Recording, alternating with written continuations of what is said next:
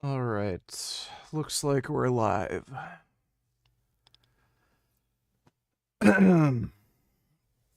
What's going on, everybody?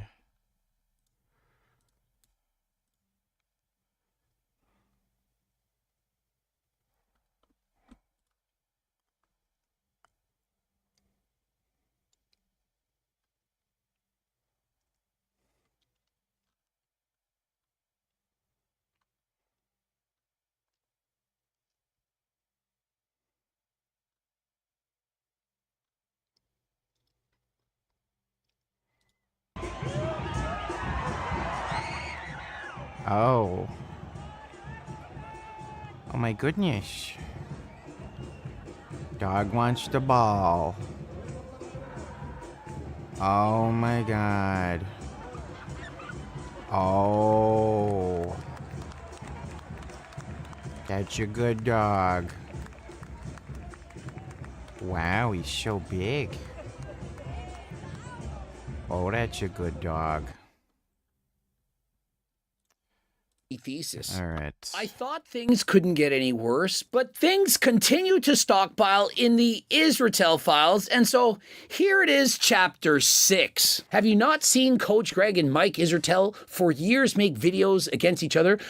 How many energy drinks did you have today? I had 3. Primarily me, 90% me, but how can I not when Israetel keeps on digging his own grave or shit pile and it continues to keep burning hot? Coach Greg, and I thought things couldn't get any worse, but things continue to stockpile in the Israetel files, and so here it is, chapter 6. The worst damage control in history. Wait till you see what Mike Israetel has recently done. Before we get into that, let me point out that Milo Wolf had posted a video apologizing for jumping the gun, for listening to Mike Israetel, for taking his word that in fact was the final draft. And so Milo, being a good friend of Mike, of course he's not going to throw Mike under the bus. He's not going to say anything bad from him. After all, did you all know that Milo Wolf's PhD, in fact, based on ChatGPT, says it was funded by Mike Israetel and RP Renaissance periods? And so in this graph, we see a bunch of names and we see how they're all tied together. Pay attention to the red line. Direct funding, money flow. We see Mike Israetel lining up directly to Milo Wolf, as well as Macro Factor, which is partially owned by Jeff Nippard. We see Kingpings in red with Mike Israetel and Jeff Nippard, and you can kind of see how everything is all connected. Of course, we've also seen Jeff Nippard go to bat to defend Mike Israetel, didn't care that he actually lied. How many times have they made videos together? How many times have they gone to bat for each other, making perhaps millions of dollars? And we can all... That explains why Jeff is kind of involved in this. It all makes fucking sense now. So they're all basically business partners. Dude, it's so pathetic. Like, it's so weird how people think, too. Why would you want somebody who's such a liability, who could harm your reputation and your brand? Like, why would you stand up for them and vouch for them when, like, they're such a liability? It's so fucking retarded. Also see the research allies in green. Eric Helms, Eric... Yes, I know Solomon Nelson dropped a Nippard video. That's why I fucking mentioned it in the fucking stream title. Trexler, James Krieger, and Greg... Hassan's defense today was that his dog stubbed her toe, but also she doesn't wear a shock collar, just a vibrator collar that happens to have the distinct characteristics of the shock-enabled version.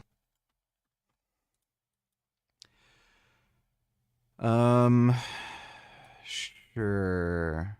Closely match the ET300 Mini Educator half-mile remote e-collar, which does have shock prongs.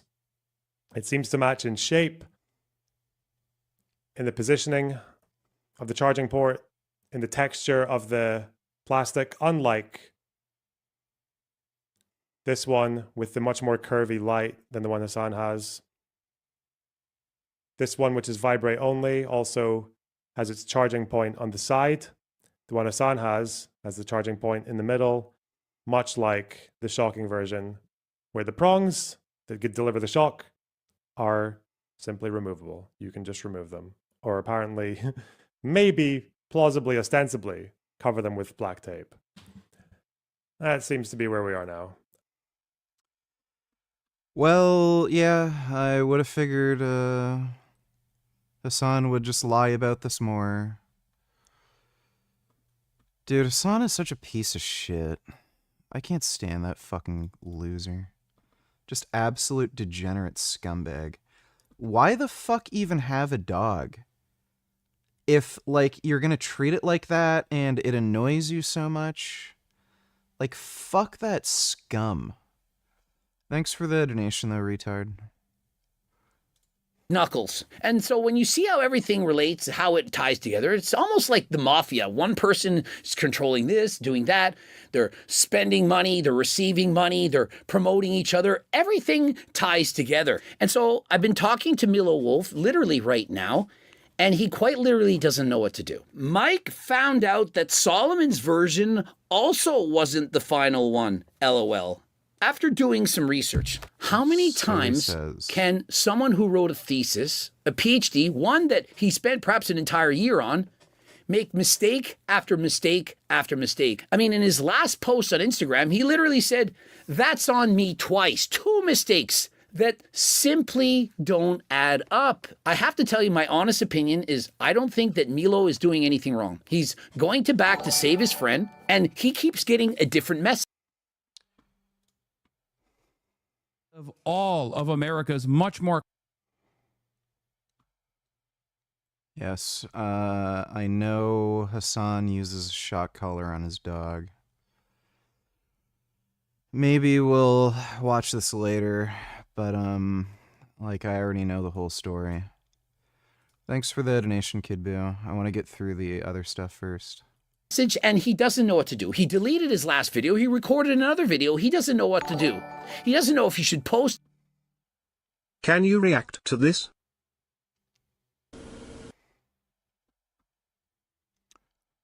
I'm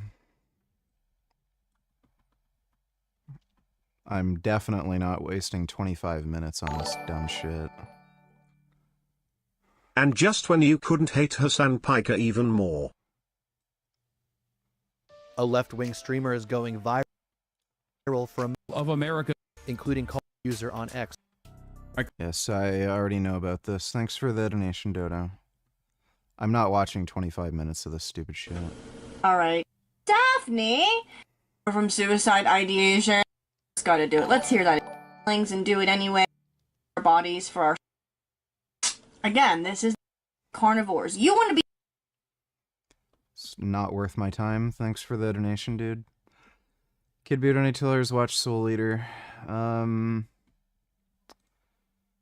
be willing to watch Soul Eater. Heard good things about it. Thanks for the donation, Kid Boo. It, if he should take anything down, he's unsure of what to do. The only way for this to truly be settled were if Mike were to literally sit down, make a video, start to finish, explaining everything. If Solomon could spend 100 hours explaining why his PhD thesis did not make any sense, then Mike should do a solid and try to clear his name by explaining exactly the process that led to Solomon making that video. He can be purposely obfuscatious and try to deceive everyone. I mean, think of the way he's explained this. Does it actually make any sense? Every time it's a different post saying a different thing with multiple slides. It takes a rocket scientist to even understand the mistakes that he's kind of admitting to. Last few days, Mike went from, "That wasn't the final version of my thesis," to, Okay, fine, it was the final version, we just edited it after Solomon exposed it. Oopsie! Also, shout out to Greg Doucette for mentioning my channel. Greg, I know you're watching this, and I know you're about to make 50 videos about this topic. And so, of course, you can follow this up with Zerk Fitness, and all you see is this shredded muscle character, kind of looks like this. And imagine if this was literally the catabolic twig in disguise. I mean, would it not be better to find out who's actually making the video after all? Mike claimed the early If Hassan hates dogs so much, then why did he even bother to get one? Why couldn't he just get a less annoying pet than like a tortoise? I'm sure from his perspective, the dog is like an accessory item. Or he's like one of these fucktards who's like, I don't know, maybe met a dog in like at a park or something, and he's like, oh, dogs are cute. And then he didn't like consider how a dog is like a living creature with thoughts and feelings, and you need to take care of it properly, and they might not do things that you want it to do all the time. And then, like, he just treats it like shit because he just doesn't care and he only thinks about himself. Thanks for the donation, though, Dodo. earlier version from March was the clean final draft, and the later version from August that Solomon reviewed was a messy rough draft. How does a rough draft from August have more errors than a final version from March? And so make that make sense. And so on Mike's actual video by Dr. Matthew Nagra, it says, so the version you and Milo reviewed was an older but somehow more clean version. Is this a joke? Scientific Snitch responded, liking and posting to my story. And may as well include Goop's comment, a man who exposes the truth on the internet, very good at what he does, as I want to show both sides of the story. Goop writes, I don't think I could find a way to care less about this. Post more training footage and ignore these nerds. Listen. Mike's training videos are fucking terrible.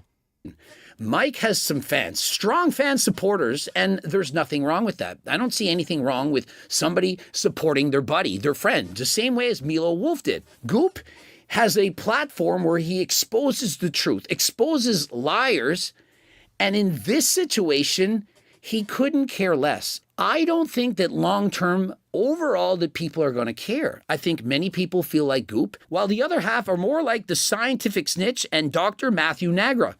And so, depending on what side you're on, you're going to think, hey, this is stupid, we shouldn't make videos about this. But the other side, they say, please give us more. We want the entire Netflix documentary. And so, Mike, he thinks he's being crystal clear, that he's So tortoises have thoughts and feelings too, VG. That is true. They do indeed. Thanks for the donation, Dodo.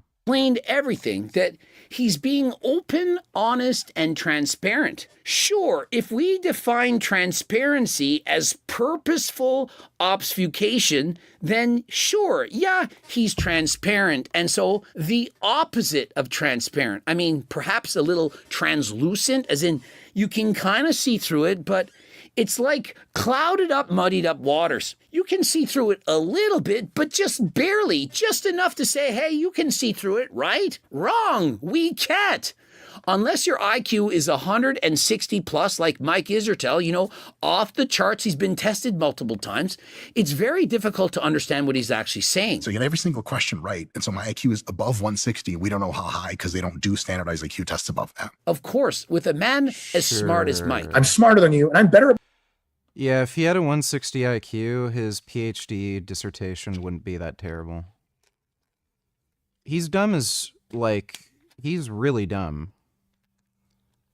Like, keep in mind, this is the guy who said he cries when he talks to ChatGPT. He's also publicly stated that he thinks his wife is ugly. He thinks that race is a biological, scientific, like, phenomena or fact when it's not. And he supports the idea of race realism. When asked directly whether or not he is a white supremacist, he said, I don't know, maybe. Like, How much stock do you take in Greg/Solomon's opinion on this? Greg is clearly a retard that just wants to view farm, even if Solomon's views are more structured and have some valid critiques. He's also just view farming on the Mike Israetel hate wave primary. I don't know what the fuck that has to do with anything. Thanks for the donation, Red Ninja. One of the smartest, if not the smartest coach in the entire world. I'm both on a raw IQ scale smarter than almost every coach. Why did he continue to make so many mistakes Yeah. in his PhD thesis? I personally did not get a PhD, so I You know, if Hassan claims to be so smart, why can't he see that animals have feelings too? He's dumb as shit. If he were born like 30 years earlier, he'd be selling pencils on the side of the fucking road. That, or he'd just be in pornos. Like, I don't even know if he could do that, but yeah, he's a fucktard. Thanks for the donation though, Dodo. don't know exactly what goes into it. Milo Wolf has. He tried to explain it to me like this, and so I'm going to read some of the things he said. And remember, he's doing his best.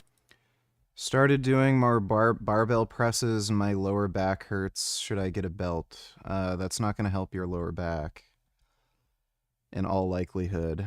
And 115 is very lightweight.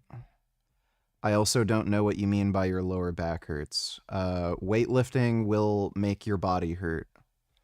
That's extraordinarily unspecific. I don't know what you mean by that kind of pain. Does your actual lumbar spine hurt? How does it hurt?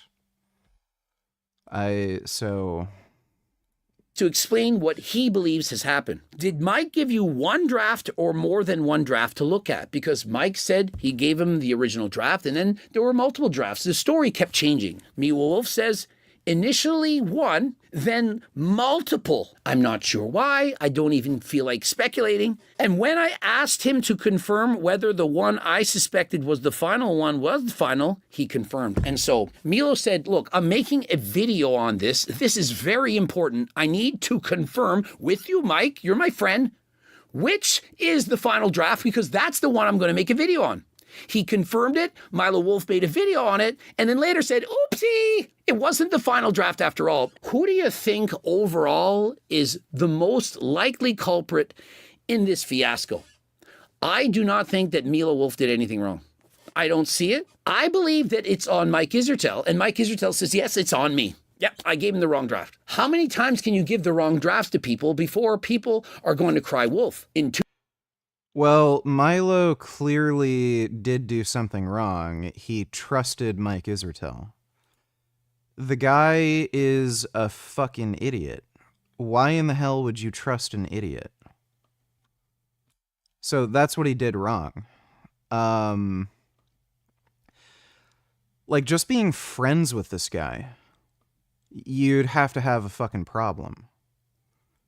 Like when I start hearing somebody say things like, I think my wife is ugly and I was never physically attracted to her, and they're saying this publicly.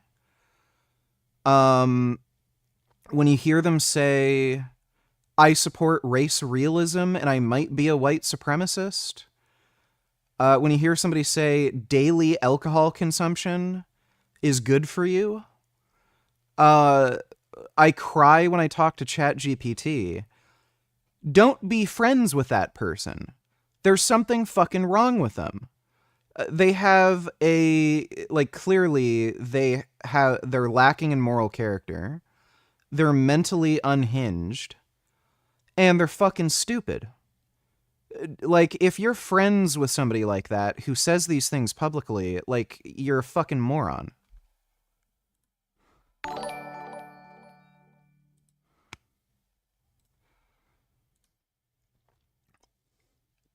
Debate, face IQ. I mean, that dude's such a fucking waste of time. Like, if we were to debate, like, it'd probably be a descriptive debate, and it'd just be like debating a flat earth. Also, guess who defending Tucker Carlson VG? Bibi's running around, this is a fact, I'm not guessing about this, because I talked to people he said it to, is running around the Middle East, his region, and his own country, and telling people point blank, just stating it, I control the United States, I control Donald Trump. He's saying that, and I dare them to say that's not true. Bibi, not the nation of Israel, not Israel. Who fucking cares? That's great. I don't know what that has to do with anything. The Young Turks are, like, by the way, running a fucking story like that when Tucker Carlson is such a known fucking crazy liar, and, the guy's a literal Nazi. He's literally gone on podcasts saying Hitler wasn't that bad of a guy, and we got it all wrong. And then you're sharing a video clip of him being like, oh, look what Tucker Carlson said. Yeah, this is a reliable source of information on Israel. The guy who said Hitler isn't that bad. Like the Young Turks, they even supported that fucking anti-Semitic conspiracy theory that the Jews were behind 9/11. They really should be banned from YouTube. Them and Tucker Carlson and Candace Owens. Thanks for the donation, though, Dodo. Blackberry donated $2. Frank Tufano admits Dr. Debon warned of risks to vision. Yeah, he said all this, and then he lied about it later. What did I do? What the fuck did I do? Oh, wait, you know what? I'm going to try to find that email to see when I got the genius idea to get my eyes gouged out. It was summer of last year. So June of 2022 was when I was interested in getting this procedure. And then, he told me about, the vision stuff and the recovery, and it turned me off a bit. And then, over the next year, I thought about it a lot, if I wanted to get it done or not. And eventually, So we warned him. Yeah. Towards the middle of this year, I convinced myself to do it. So, as I said earlier, this is not this wasn't an impulse thing, I thought about it for almost 2 years and then scheduled the surgery, and I felt good about it. So I was like, whatever, either way, it's going to look better after than before. Yeah, well, he rolled the dice. Thanks for the donation, Blackberry. What they did when? Wasn't too long ago. That was literally a few weeks ago. Thanks for the donation, Dodo. 2013, it's the wrong draft back then. You said you submitted to the university, uploaded the wrong one. It's 2025 now, and another draft has edited version of it, and somehow you tell Milo Wolf and confirm that that's the proper draft when it isn't. And so, as a scientist at genius level, does he not have a greater onus to do proper work, proper research? And so if he can make multiple mistakes on a paper he himself wrote, how can we trust him in the future to not make such basic errors, and when he does make them, to admit them right away? And so essentially it looks as though he did in fact cover it up, but he's not admitting to this. He's admitting it to other things, to other mistakes, and he's not posting it on his YouTube channel because that would get far more views. Millions of people perhaps would watch that in comparison to perhaps a couple 100,000 from Milo Wolf. And so Milo says this is what he thinks happened. But remember, he can't confirm this. He doesn't actually know. This is how he believes it went down. He likely passed the thesis we're talking about with revisions. And so he says, meaning he passed provided he made certain changes to the dissertation. Fix XYZ and you're golden. And so he cut down around 60 pages and changed a bunch of things that the examiners asked for. However, he likely rushed the process and introduced a bunch.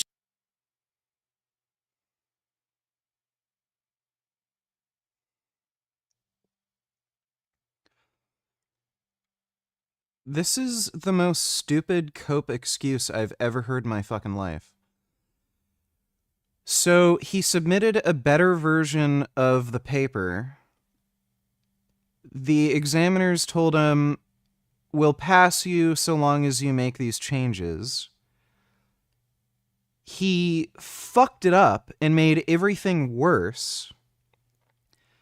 And then they didn't look at his paper again and they just passed him. That doesn't make this look any better. Like, oh my God. Of mistakes. After all, he'd already passed. He just needed to make revisions.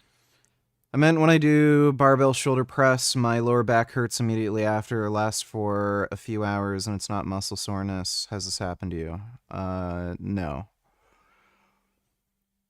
So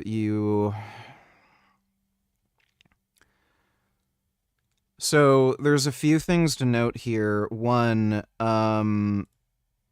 soft tissue soreness can feel, especially in your lower back, like it's your spine. Your erectors run right along your spine, and it can very likely feel like it might be your actual lumbar spine when it's not, and people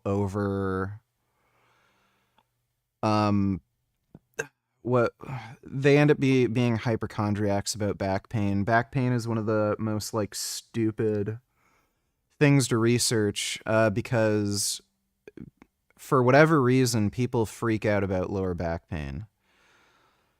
So I don't know if what you're feeling is actually your lumbar spine being sore. If I had to guess, if it actually is, you may be leaning back way too fucking far when you're pressing. And if you're in like an extreme degree of hyperextension, and you're pressing overhead, that could cause like, you know, pain in your discs or something. The fix for that isn't going to be a weightlifting belt, though. The fix for that is going to be improving your overhead press form. So that would be my advice. To the examiner's satisfaction. And so we're going to blame Mike here. We're going to blame the university. Is this actually true? Is that what actually transpired? Is Mike admitting to this? This is what Milo Wolf thinks happened. This is the Are there people out there who genuinely find Mike Israetel to be funny? He literally has the worst sense of humor out of any YouTuber I've seen try to incorporate comedy into their videos. Total cringe. Oh, it's nauseating. It's horrendous. And, like, it's the type of humor that is just so annoying to listen to. Not only are his jokes not funny and they don't land, but you can tell he thinks he's being so hilarious. And he deliberately spends so much time talking about an unfunny joke because he's just sniffing his own farts the entire time. Haha, I am so hilarious and funny. Everyone thinks I'm so funny. I'm going to ramble on and on about the stupid fucking joke that just sucks and is stupid and waste everyone's fucking time until I get to the actual point of the fucking video. Like, after the 1,000th time hearing some, like, stupid fucking penis joke, I'm, like, totally fed up.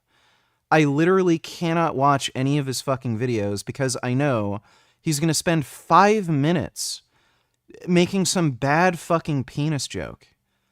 And it like, his videos are just a waste of fucking time anyway. He doesn't make any informative content anymore, and all he fucking does is react to other people, like, lifting, or he just rambles about bullshit that just doesn't fucking matter and has no interest to me. And, like, most of his opinions are just fucking stupid anyway. So, yeah, it's horrendous. Thanks for the donation, Blackberry. Retard donated $2. Let me see. How Hitler treats dogs, how Hassan treats dogs.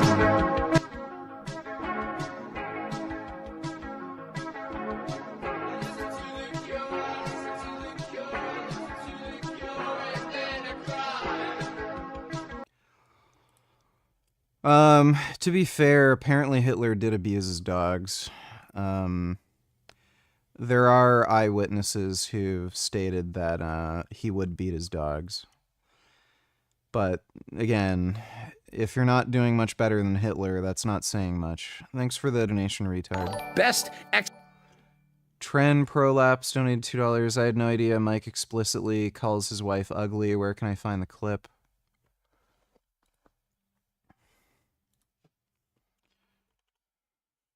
Fuck. Why in the...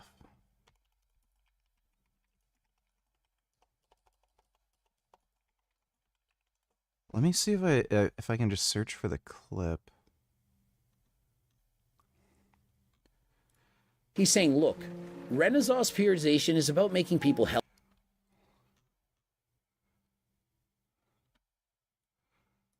Mike Israetel.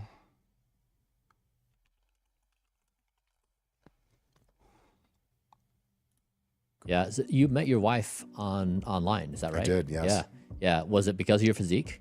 God, no. My wife likes me for a few reasons, and that's why she's with me. It turns out that my own aesthetic preferences on physique just are not really her high priority. Don't make me feel when I was the Arnold. I don't think that's it. How did you meet Crystal? On Facebook. No way. Your wife, to me, seems like maybe here and there. That's it. It was on a podcast. The way he worded it was, when I first saw my wife, I said, ugh. I didn't find her attractive, but over time I grew to like her personality. Like, that's basically how he worded it. He said when he first saw her, he said, ugh. Like he actually said he was disgusted by how she looked. When her and I were just started dating, I met her to I was in California and she was going to school here, and we were at like a seminar for lifting or whatever, and she showed up and she looks adorable, little business outfit, little pencil skirt or whatever, and she was pissed because something had happened at her like work or school, and someone tried to throw her under the bus, and she was talking to me and she was like, oh, she did that. That's not it. I think the reason he said that was because he thought it made him look good, saying that the only reason he's with his wife is because of her personality or something. He might have been like actually lying and thought his wife, like, she's not ugly. When her and I, like, she looks fine. Like, she's not an ugly person. I think he said that in the podcast episode. It was on some podcast.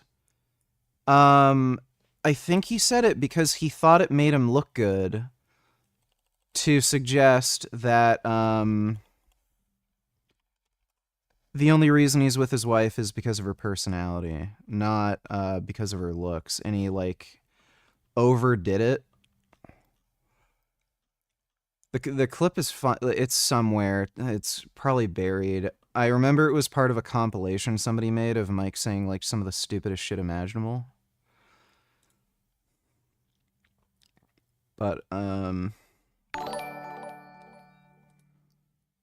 AI Joey is still sentient looking.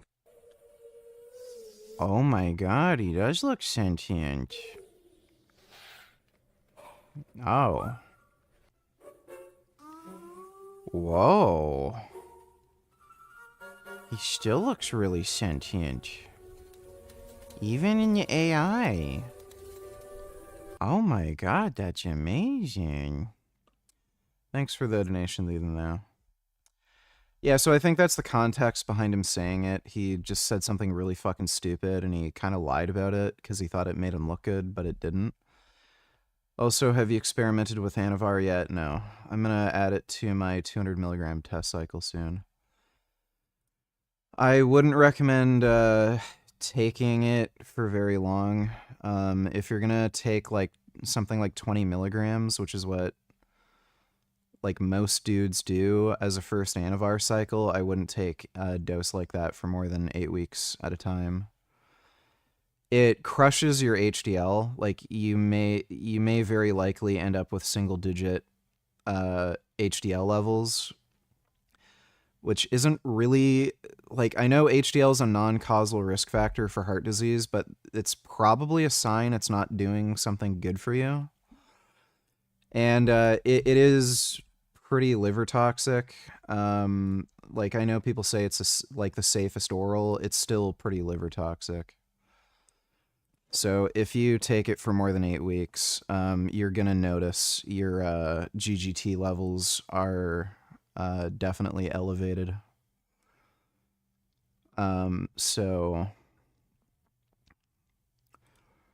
yeah, if you take a lower dose, like 10 milligrams or something, like you could probably take it for longer, but I wouldn't take it for over 8 weeks at 20 milligrams. Thanks for the donation, though, Trend Prolapse. Explanation he could come up with. Immediately after Solomon's video dropped, Mike restricted access to his thesis on the university website. Why hide the original if there's nothing to hide? Is it possible to make changes, to make revisions, to come up with a plan to deceive us? Mike's new excuse is that the errors were just clerical. Brother! Those clerical errors included athletes who were negative 1.6 years old. And so is that being transparent to say, yeah? You're welcome. And I clicked on her picture, and it kind of looked like her eyes were too close together. I was like, ugh. But she was like in medical school and everything. Yeah. That's okay. It wasn't a podcast. It was him training with Chris Williamson. And I was like, oh, this bitch is commenting in like powerlifting circles, and so was I. And she liked the posts here and there, and I read her comments, and I would be like, oh, this bitch is kind of smart. And I clicked on her picture, and it kind of looked like her eyes were too close together. I was like, ugh. But she was like in medical school and everything. And I was like, all right, med school, that's a huge flex, because at that point in my life, I wasn't really, I wasn't looking for any more flings. I was looking for... How long ago was this? Oh, geez, 10 years ago. And... Yeah. So he literally announced publicly 2.3 million people watched this, and he said, yeah, when I first saw my wife, I met her on Facebook, and I looked at her profile, and I thought she was hideous, and I literally cringed. And she's like gross looking, and her eyes were too close together. But, you know, I thought she was smart, and she's in medical school. He thought that sounded good. Yeah, but thanks for that. Appreciate it. Thanks for the donation, Blackberry. I admit it, I made a few clerical errors when there were hundreds with an S, plural, of errors, with mislabeled tables, charts, misinformation, and Milo Wolf saying there were 60 fewer pages in the end. He's not being transparent. Jeff Nippard was in the comments defending Mike, mocking Solomon, saying people don't understand how PhD programs work. Now, Jeff looks like a clown who got duped. And so Jeff just continues to take L's. I mean, why defend your friend without even getting the correct information? Making it look like Solomon was a bad person for making a video, like he did something wrong? Saying he corrected... Yeah, he ended up deleting that post, which is hilarious. Like again, knowing Mike and how he says the dumbest shit and how this guy is like just a fucking degenerate fucktard. Like, just imagine the type of person who would publicly say something like, my wife is ugly and I'm not attracted to her. Like, just that type of person is someone that you cannot trust. They have, like, no morals and they're a fucking idiot. Like, I don't want to bring it up, but, like, my past relationship, that was bad. There was so much shit going on behind the scenes that I just never talked about. But the reason I never talked about it or shared it publicly is because, like, what does that do for anybody? Like, why would I talk bad about my partner publicly? Like, if I have an issue with them, I'll bring it up with them. I don't have to, like, air out any kind of dirty laundry or say anything nasty about them publicly. But, yeah, Mike does that. Like he... And, like, of all the things to say, like, that's got to be one of the, like, most awful, humiliating things you can say about your fucking partner, that you think they're fucking ugly. Especially when you're talking about a chick. Like, the guy is just not somebody you can fucking trust. And then Jeff, like, oh yeah, let me stand up for Mike, the fucktard. Just stupid. I'm curious how much money Greg makes promoting that fake supplement of his. What do you think? Do you think he's banking on it? He's a millionaire from it.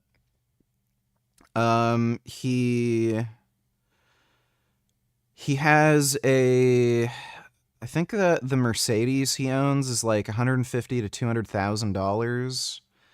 He has a Lamborghini Urus. That's like what, another 200 grand. He has a McLaren. That's like another, I think he said he paid close to $1 million for that car. And he just recently bought a Ferrari. I think it's a Ferrari Superfast or something. It's a V12. And that's an expensive car too, obviously. So he's a millionaire. Like, you can just look at his cars. His cars alone total up to a couple million. That's not to mention the house he owns. He showed his whole house. Like, he lives in a mansion. So, yeah, he's making millions of dollars off that shit. Thanks for the donation, though, even though. I've gotta take a piss. I will be right back. Ugh. You sound like the most miserable person. You sound like somebody that I'm gonna ban from my chat. Go fuck yourself.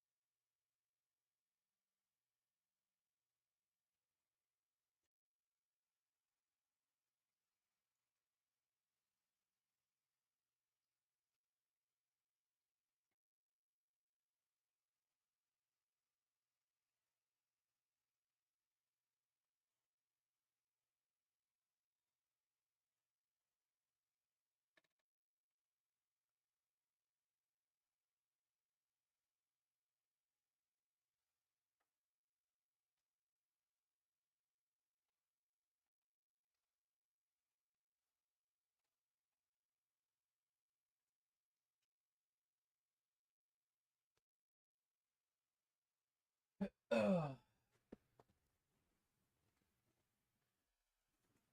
Ugh.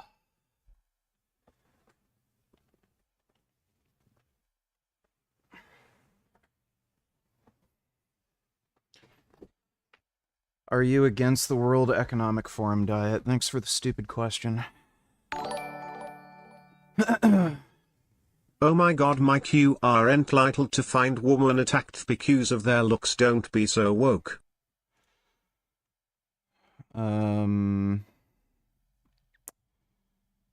Yeah. It's pretty gay to think that way. Thanks for the donation, Dodo. Special needs person donated $2. Jeff's income doesn't only consist of just the supplement, but also stuff like his YouTube channel. I think you meant Greg. Thanks for the donation, though, special needs person. Tren Prolapse donated $2. Yeah, I plan on only running 25 milligrams VAR for the last 4 weeks of my cut. On Tudka plus NAC for liver support. Glutathione is also good.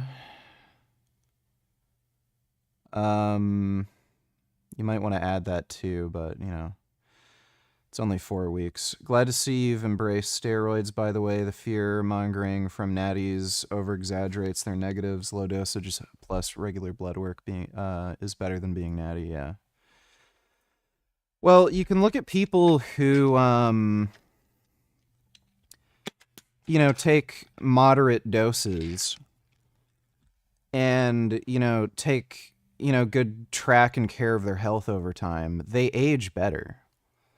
Like, steroids are good for you. They just are. Like, yeah, you can find people who abuse them like fucking retards. Like, who's that dumbass? There's that 20-year-old kid who wears the masks, genetic freak or something.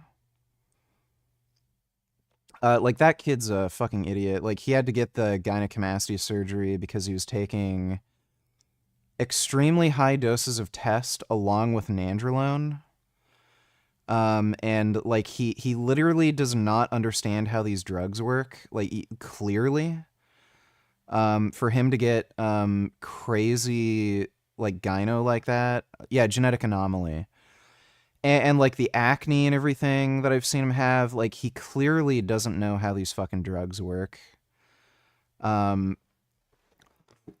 Togi's another example. Like, Togi not only takes, like, really high doses of orals, like, no, not Superdrol. He was on, well, he might have been on Superdrol. Anadrol.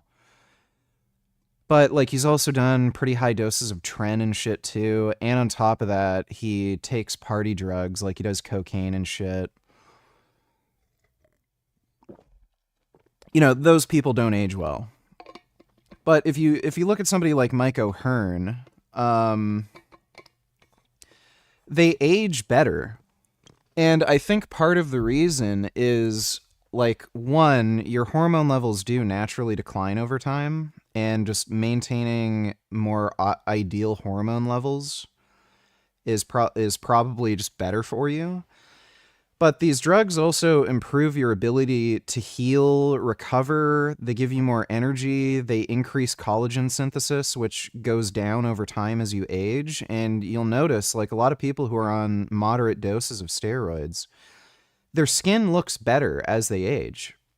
Like, Mike O'Hearn, I'm sure he's gotten Botox and stuff like that, but if you look at the skin over his entire body, other people his age, like, you can tell their skin has degenerated, like, they're wrinkly and they kind of got more loose skin and stuff.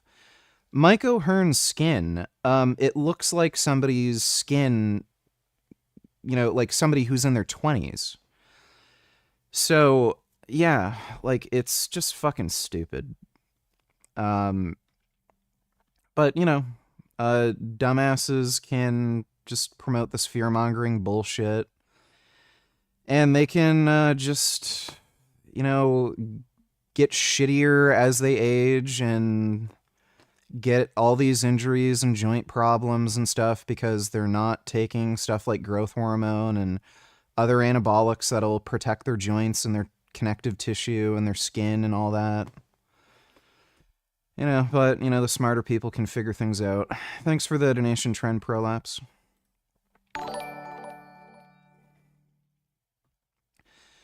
Dodo donated $2. Let me see. 51. The nays are 47. The nominations in block are confirmed.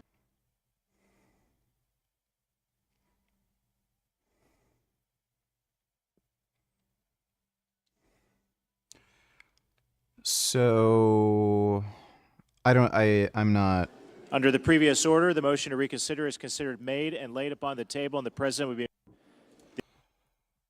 Yeah, I don't know what that is. Herschel Walker was just confirmed by the Senate to be U.S. ambassador to the Bahamas.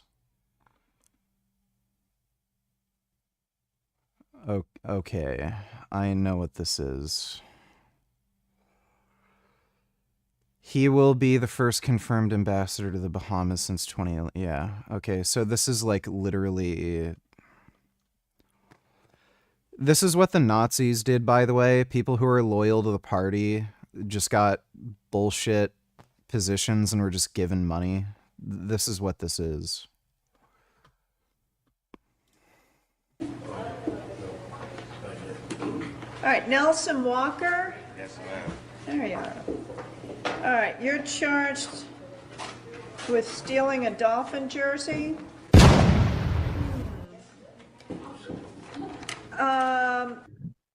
So maybe I don't understand something. This is a driving while license suspended, That is correct, Your Honor. and he was just driving, and he didn't have a license. Yeah, I've seen that one. Okay. I had to replace all my IDs. I had gift cards in there, my earpiece, and a calculator. There was no earpiece in her mouth. I love it. Give me what was stolen. My wallet. What was in your wallet? It was $50. Okay. I had to replace all my IDs. I had gift cards in there, my earpiece, and a calculator. There was no earpiece There was no earpiece. in her mouth. I love it. So he admitted to stealing. Judgment for the plaintiff for the amount of $500. That's what I think. Yeah, criminals tend to not be too smart. Interesting turn of events. Newly elected Sane Takachi wants to accelerate the development of fusion and make the country 100% energy self-sufficient. Yeah, sure.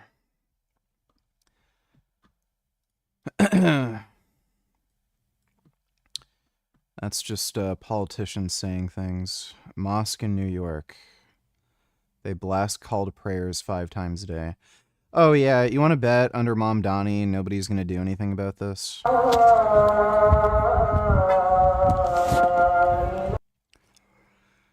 I'd,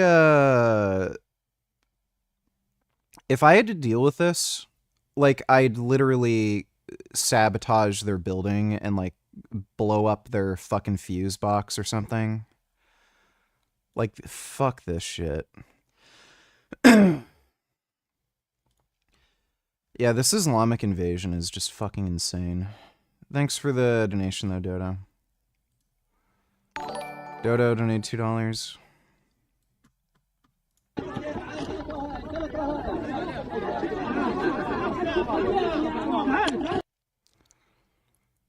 Hamas members proudly film themselves kidnapping children to hold them as hostage.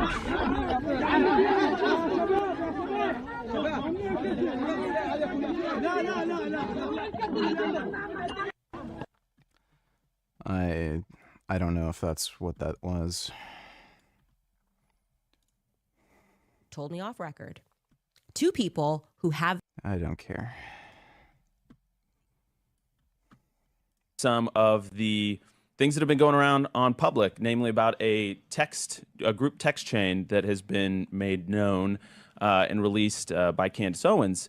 And I just want to address... Okay. Oh, well, I guess that confirms it then. Israel did it. He answered none of them. You know, the author Michael Wolff, who has interviewed Trump repeatedly, says he's seen about a dozen photographs of Trump and Jeffrey Epstein with topless women. Trump's BF Jeff kept them in his safe and showed them to this guy. So this morning, Rhode Island Senator Sheldon Whitehouse asked Bondi if the FBI found those photos. There's been public reporting that Jeffrey Epstein showed people photos of President Trump with half-naked young women. Do you know if the FBI found those photographs. You know, Senator Whitehouse, you sit here and make salacious remarks, once again trying to slander President Trump. Well, that's not a no. Left and right. Didn't hear the word no there, did you? Yeah. Fucking retarded. Jesus Christ, that's insane. Polish woman who ate only fruit, died of exhaustion, belly weighing less than 23 kilograms, refused to eat any cooked or processed food. Yeah, well, she was clearly just anorexic. A lot of anorexics will hide their eating disorder by doing stupid shit like that. Thanks for the donation, though, Dodo. Kid Boo, only $2, yet your bitches still want to hate. Talk about how Demon Slayer is on a generational run right now. Not only is it triggering Hollywood, but it's also in the top 10 highest grossing films of 2025. And keep in mind, That's not very difficult right now. Demon Slayer did this with a $20 million budget, and they made over $500 million with a $20 million. Yeah, Demon Slayer sucks. Like, it's just garbage. If Demon Slayer came out like 20 years ago, I don't think anybody would give two fucking shits about it. It's just terrible. It's just that, like, nobody knows, you know, what good anime are anymore. Thanks for the donation, though, Kid Boo. Can you tell us how you get 270 grams of protein while keeping the budget for grocery low? Explain your diet, please. I eat tofu, beans, and protein powder. That's where most of my protein comes from. And I buy my protein powder from a bulk supplier to lower cost. But tofu's pretty cheap. Beans are pretty cheap. And the protein powder I get is not that expensive. I think it's $300 for 10 kilograms, and that's with tax and shipping. Thanks for the donation, though, JJ. You know, VG, at this point I can't help but wonder if Trump and Epstein were gay for each other. Probably not, but they probably both like to take advantage of women. Thanks for the donation, though, Dodo. Natty Cope Destroyer donated $2. The medical field is examining the potential cardioprotective effects TRT has. Low T weakens your cardiac muscle. In a few decades, almost every guy above 40 will be on TRT. Natural elitism is literally a cult thanks to clowns like NH. I think in the next few decades, every dude in their 20s is going to be on testosterone, if not other anabolics alongside it. Like look at the amount of fucking teenage kids that are on steroids right now is kind of crazy. Yeah, the idea that in the next couple decades, like, dudes just in general aren't going to be on steroids is kind of hard to believe. So, yeah.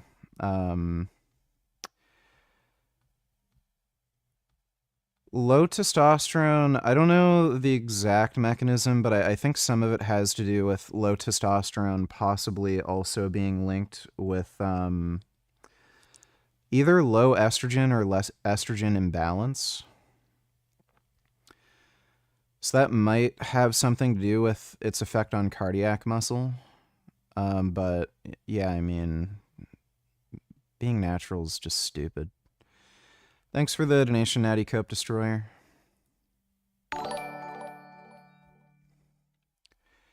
Dodo donated $2 VG. You missed the best part. Listen. No, there, did you? Did you hear it, Guillermo? No. No, I didn't hear it either. Well, maybe it'll help if Senator Whitehouse repeats the question. The question is, did the FBI find those photographs that have been discussed publicly by a witness who claimed Jeffrey Epstein showed them to him? You don't know anything about that. Okay? Did you eat the Polaroids yourself, Attorney General? Please. And then Senator Dick Durbin of Illinois jumped in. Attorney General Bondi, why did you publicly claim to have the Epstein client list waiting for your review and then produce nothing relevant to that claim? Senator Durbin, if you listen to my entire clip on that, I said I had not reviewed it yet, that it was sitting on my desk along with the JFK files, the Martin Luther King files. And I said I had not yet reviewed it. Right, I got other things to do. Do you want Bigfoot making your kid trans? No.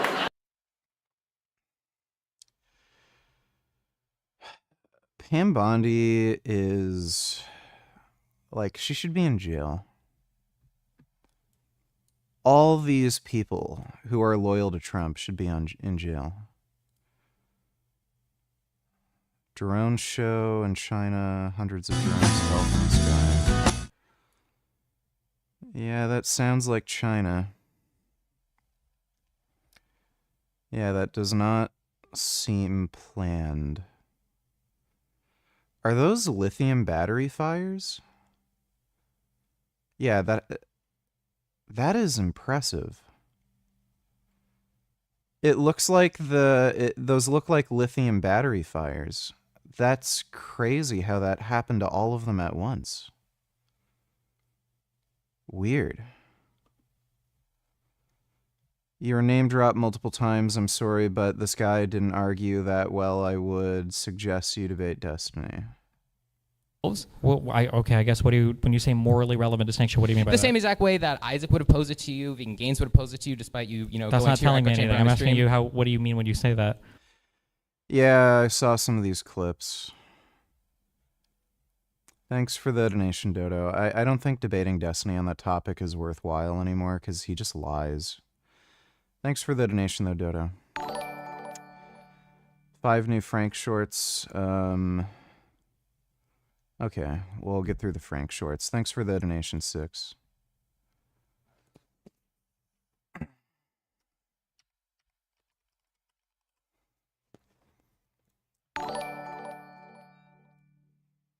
You know, the Demon Slayer movie becoming such a hit is just more proof that Hollywood is dead. Well, yeah.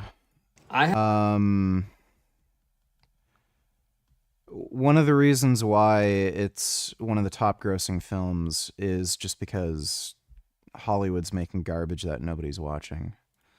Thanks for the donation, though, Dodo. I had a video on this guy, Giant Implants, on my banned account, and there's some weird, like, Illuminati, secret society stuff going on promoting this guy because he's not a doctor.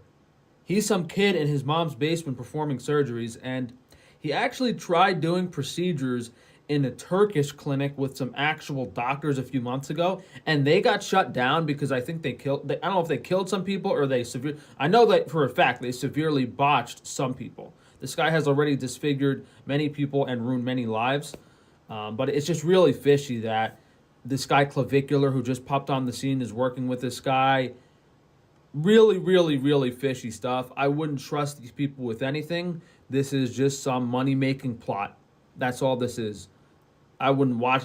Frank Tufano literally did the exact same thing. He was living at home with his parents, and when he first made his YouTube channel, his first videos were on his jaw. He had a double jaw surgery, just like, well, similar to what Clavicular wants to do. These people, I wouldn't entertain any of their videos. They don't care about you. They're just in it for themselves, trying to make money. Okay, that sounds like projection. However, simultaneously performing 4 distinct procedures on both eyes, as sometimes mentioned in relation to Dr. Taban's work, is a highly specialized and uncommon approach. I wonder why that is. Is that not a simple enough reason to prove this guy is a scamming hack that not one other oculoplastic surgeon is doing 4 crazy procedures at once? The main reason he's doing this is because he's greedy. He wants to charge as many people as much money as possible, bang them on that first surgery. It's cheaper to do multiple procedures at once. That's generally why plastic surgeons try to do multiple procedures at once. Because if you do multiple procedures all separately, you have to book the procedure room.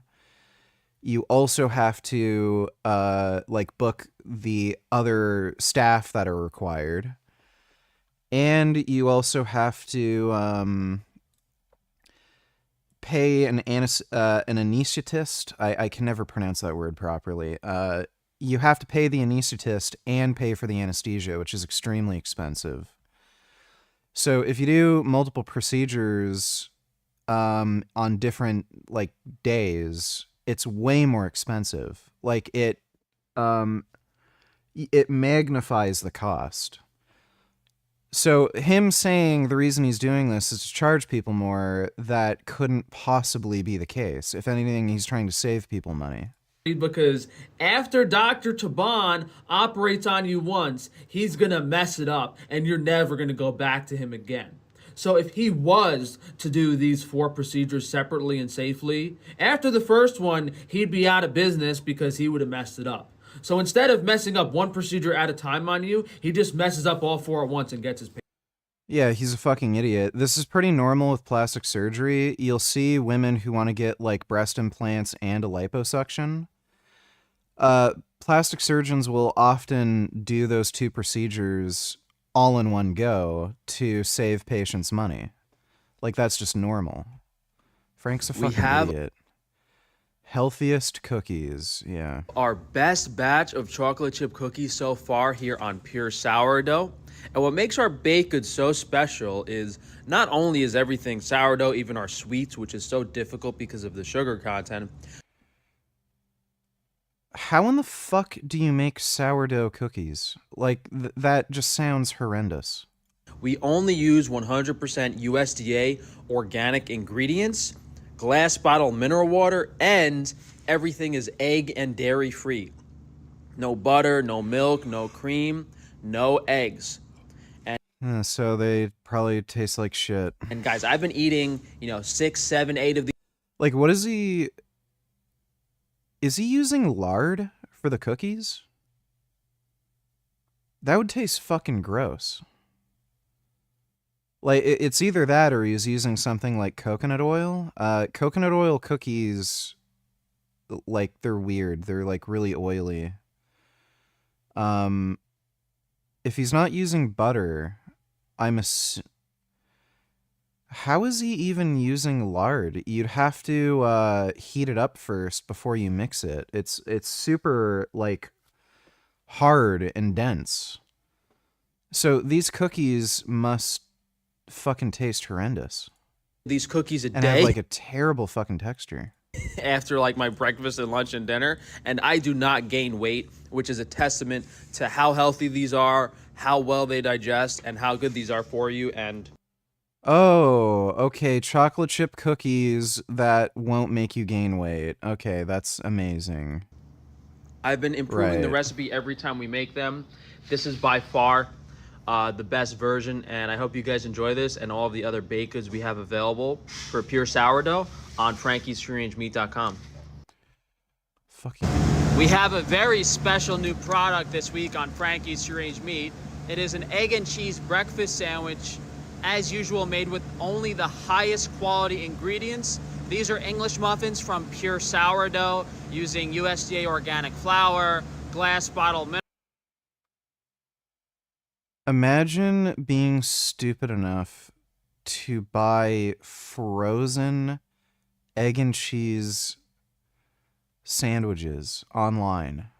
Water, natural sourdough fermentation for several days. Then we used corn and soy-free eggs and raw provolone, raw Emmentaler cheese to create the egg and cheese center. So, instead of going to McDonald's and spending God knows how much now, $4 or $5 on a McMuffin, spend a few dollars more and get a much higher quality and nutritionally dense version of that sandwich. This is not only... What's funny is the McDonald's sandwich is probably better for you because it's lower in saturated fat.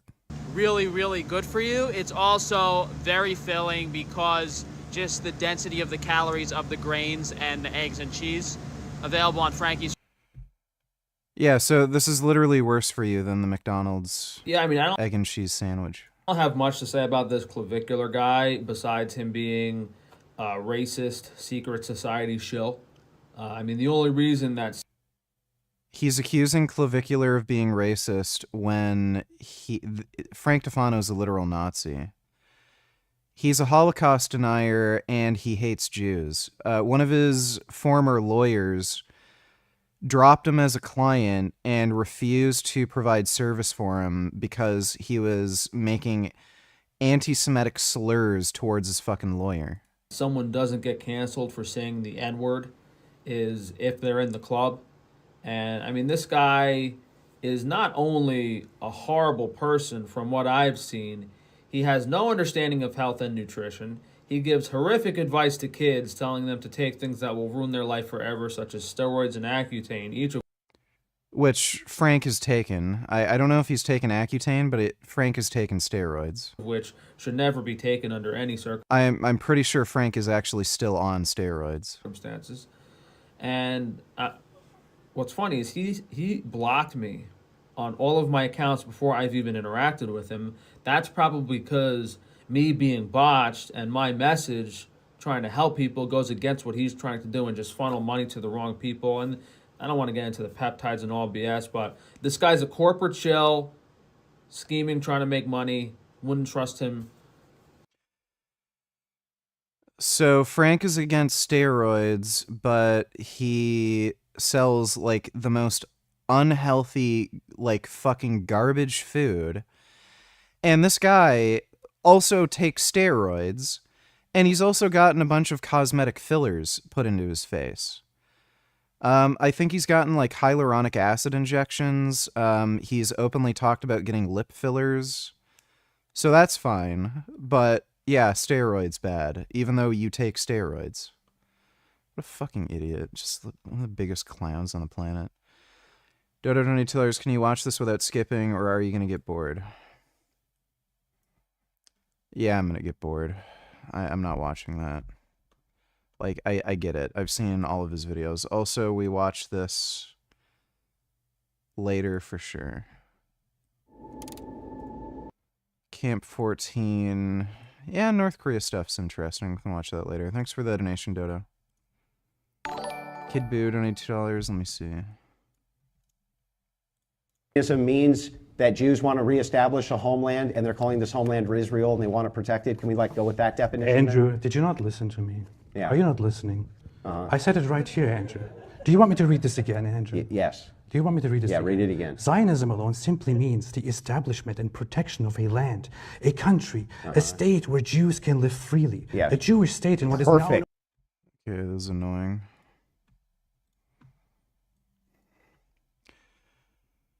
I am very proud to announce that Israel and Hamas have both signed off on the first phase of our peace plan. This means that all the hostages will be released soon.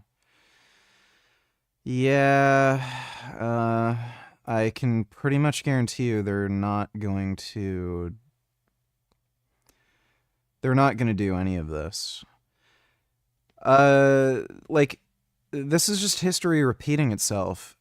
Donald Trump made negotiations with the Taliban, and the Taliban literally never upheld any of the agreements they made.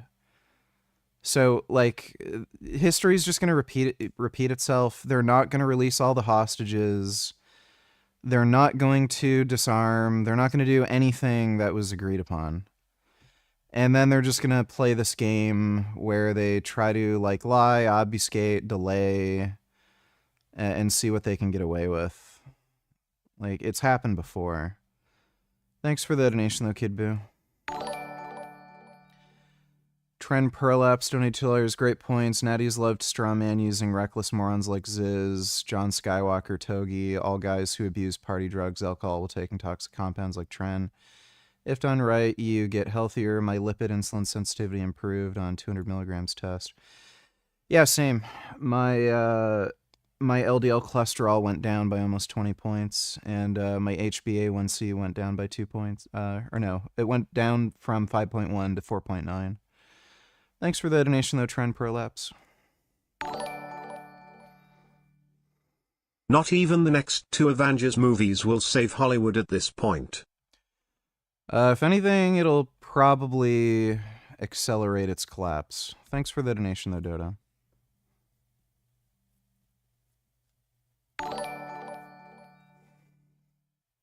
Driving home from work an hour ago, my tire fucking explodes cause I ran over some metal shit that fell out of a truck. Now I'm taking the back roads with a donut on, gonna get home late as foo when I should be ripped off the Benjamin by now.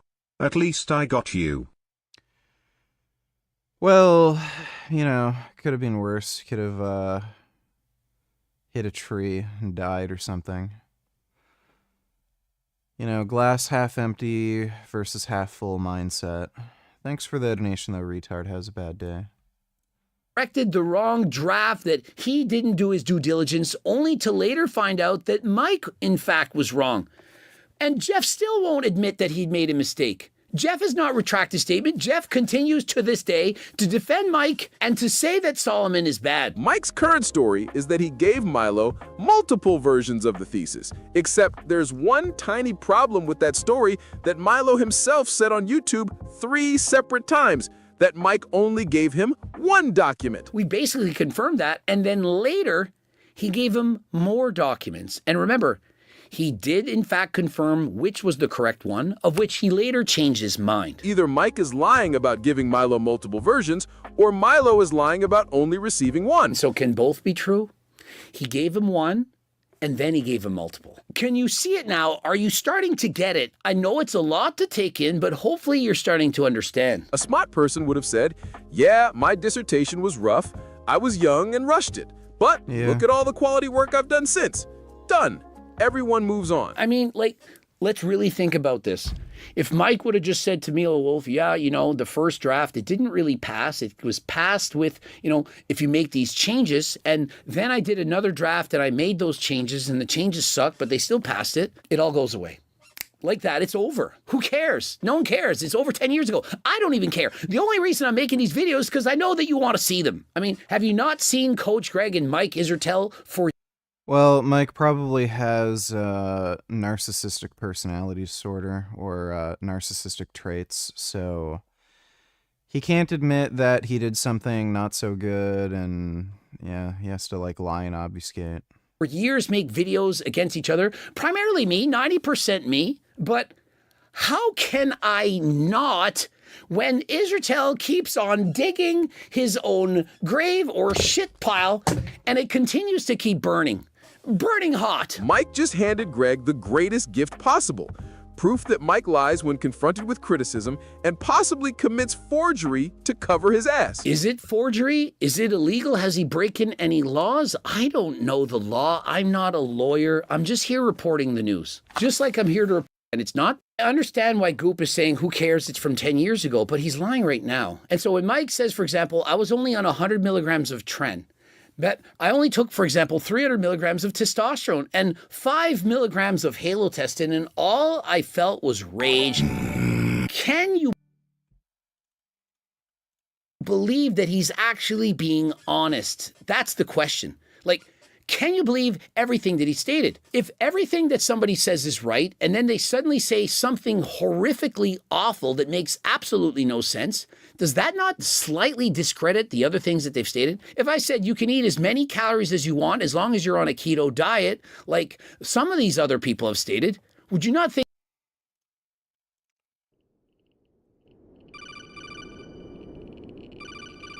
Yes, master. Solomon Nelson, release the Nippard say yes. I pray you have considered the cost.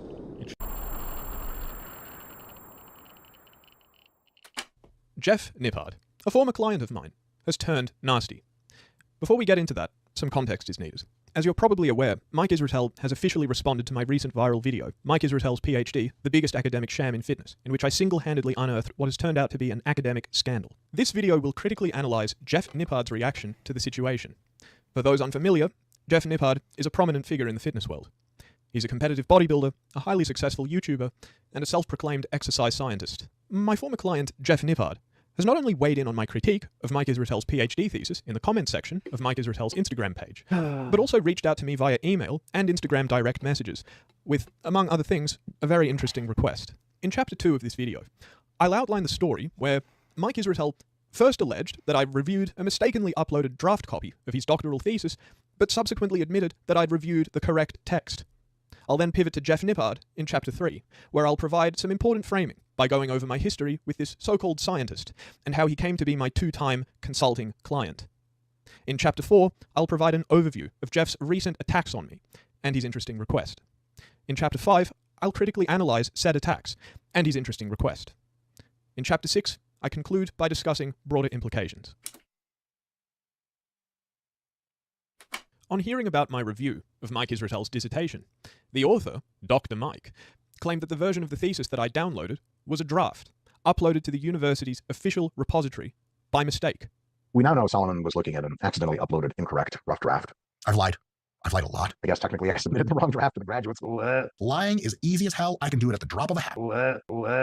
A mere 4 days later, Mike confessed on Instagram that You know, when somebody says to you they're a liar, I totally forgot about that too. Mike said he literally lies all the time. And he has a problem with lying. Like, when somebody, like, openly admits this, maybe don't trust them?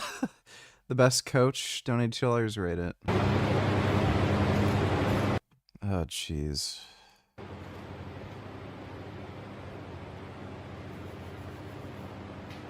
$225. Like, by the way, why in the fuck would he buy this? He bought a Titan bench thing when he already has a squat rack.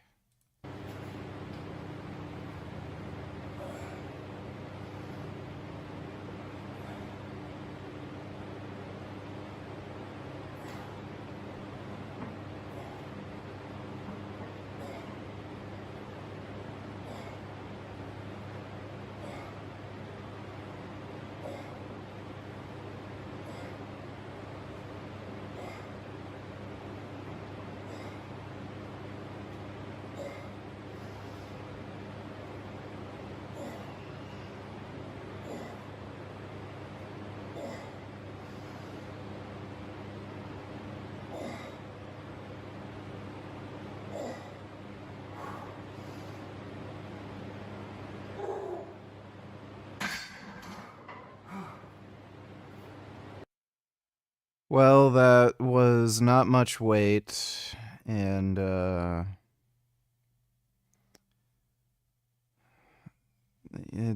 just everything he does looks awkward.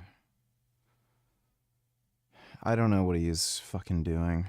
Thanks for the donation, the best coach.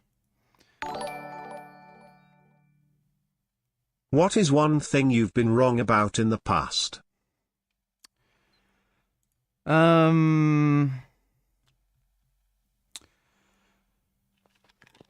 Let's see.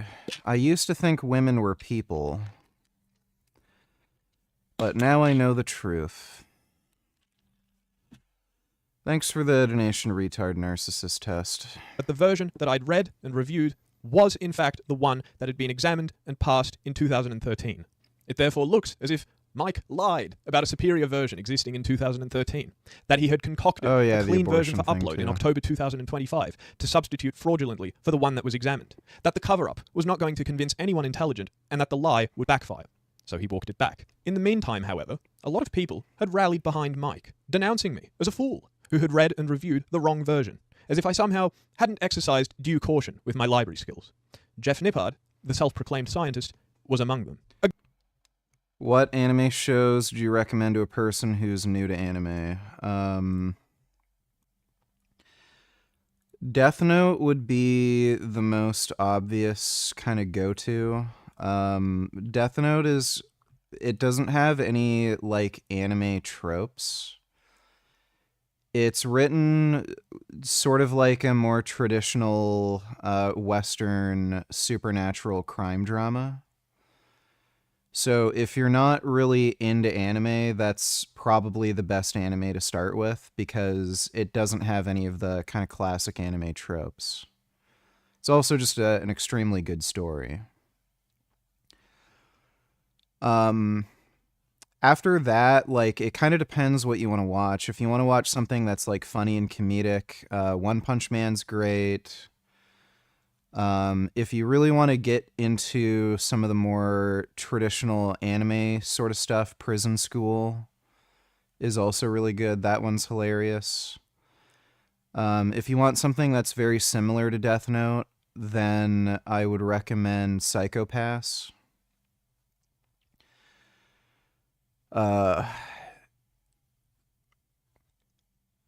The original Fist of the North Star is also fantastic. That one's it's hilarious. If you read the manga is much more serious and it has a very different tone, but the anime is just incredible. It's one of the most like campy, like sort of B-movie type of things that you'll ever fucking see.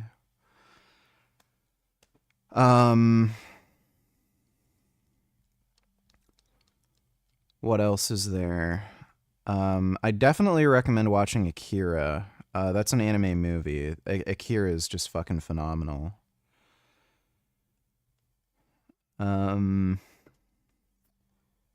Series. Just thinking of what would be good for a new anime watcher.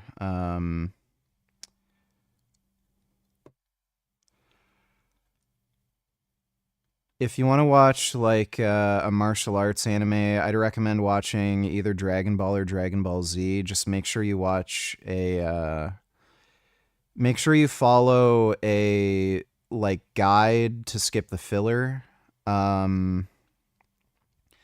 Naruto is also very good, but again, just make sure you use a guide to skip the filler episodes. Naruto is even worse than DBZ for that. Parasite, the Maxim, is also fantastic. You might like Full Metal Alchemist Brotherhood. That's another good one.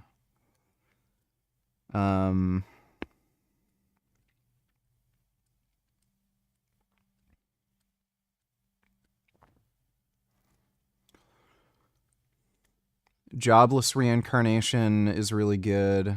That's an isekai. Rising of Shield Hero is really good. That's another isekai. It's only the first seasons of those two shows that are any good, though. But yeah, I'd branch out from there. But I'd recommend starting off with Death Note. A gullible Jeff Nippard rashly assumed that Dr. Mike must be genuine, that he's concocted, cleaned up thesis. Oh yeah, Mob Psycho 100's also fantastic. Chainsaw Man's also fantastic. Dorohedoro is also fantastic. Must have been the correct one. That went to examination in 2013.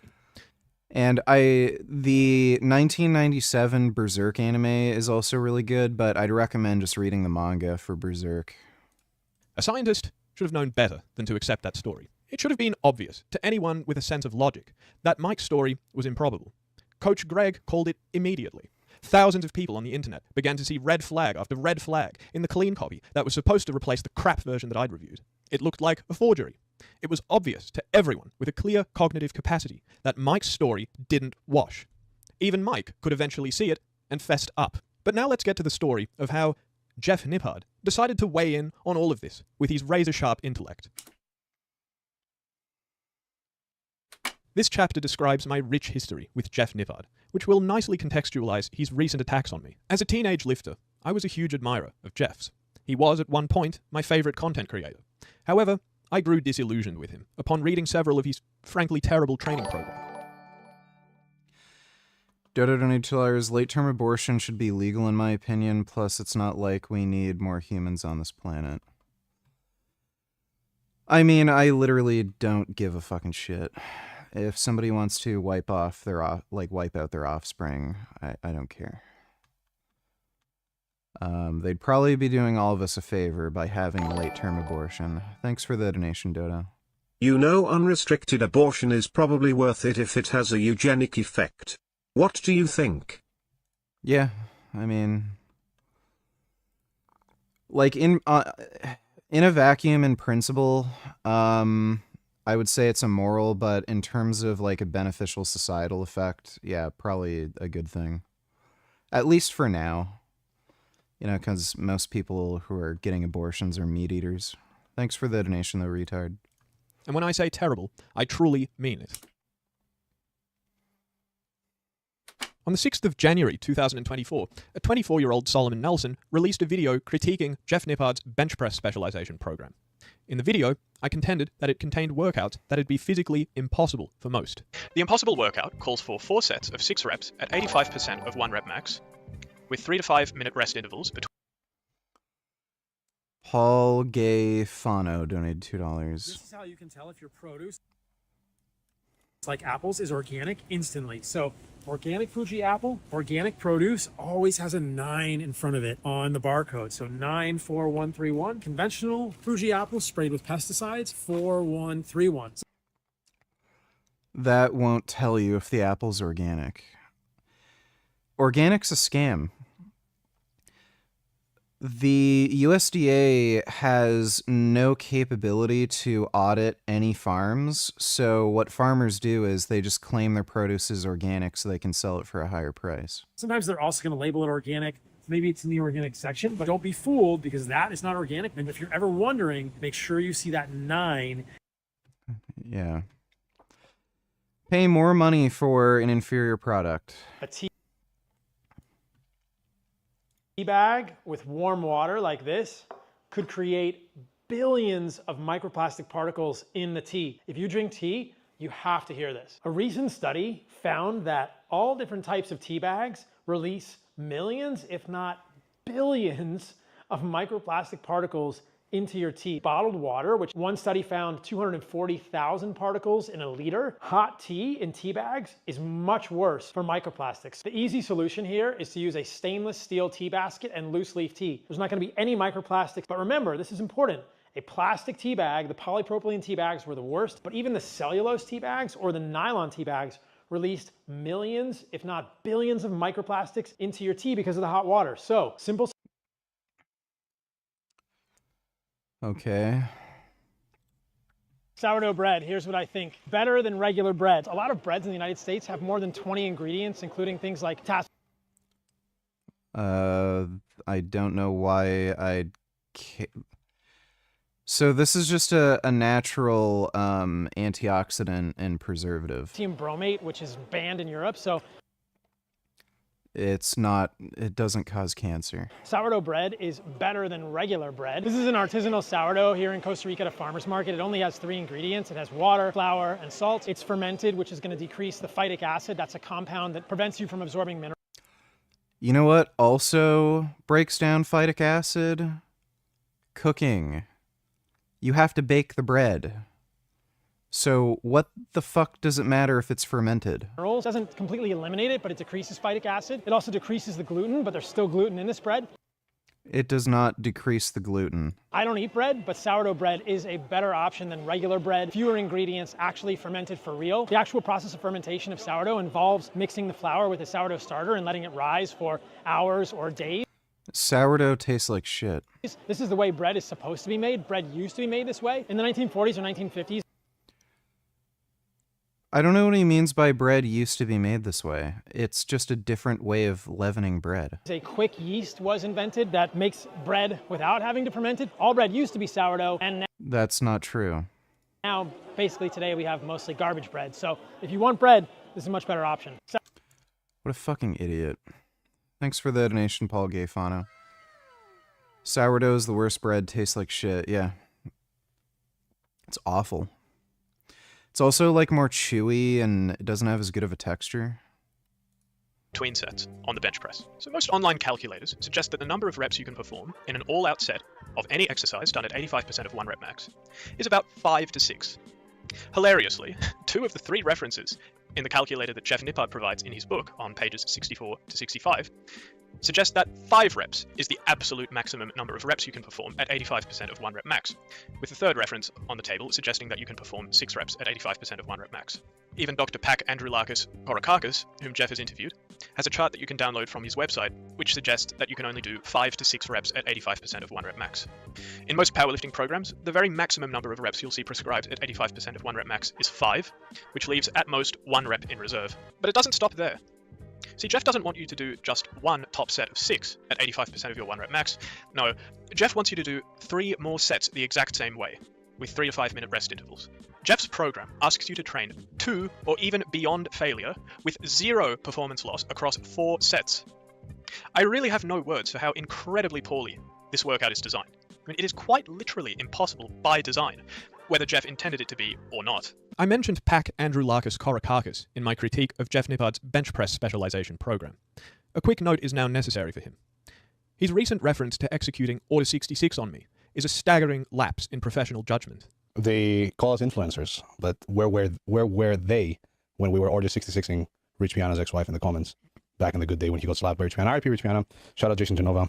To invoke a meme synonymous with the cruel, coordinated cyberbullying of a famously vulnerable individual who no longer wants to be in the public eye is not some clever inside joke. It's a standard of discourse we expect from anonymous trolls, not scholars with PhDs, even ones from such low-ranking schools. Short is like a melody in my head that I can't keep out, got me singing like na na na na every day. It's like my iPod stuck on replay AAA. Short is like a melody in my head that I can't keep out, got me singing like na na na na every day. That's good. Thanks for the donation, Dodo. As PAX Solent University, which ranked 124th out of 129 institutions in the REF 2021. Such a reference is surely unbecoming of a man with PAX credentials, and if anything, it's backfired. Rather than landing some kind of witty blow, it's only served to tarnish his own credibility and expose a mean-spiritedness that undermines his authority. If you're going to gain a PhD, of whatever standard, then at least do the qualification the honour of behaving like a decent person. My advice to PAC: be careful. You lacked prudence, and your intervention was childish and undignified. I nevertheless look forward to your next appearance on Jeff Nippard's channel. Let's see if you can say something worthwhile on it. There are lots of bad training programs out there. So why single out Jeff? I gave 3 reasons in my video. 1, he should be held to a higher standard. Because he's brainy and informed, I think many people would pretty much believe anything that he says.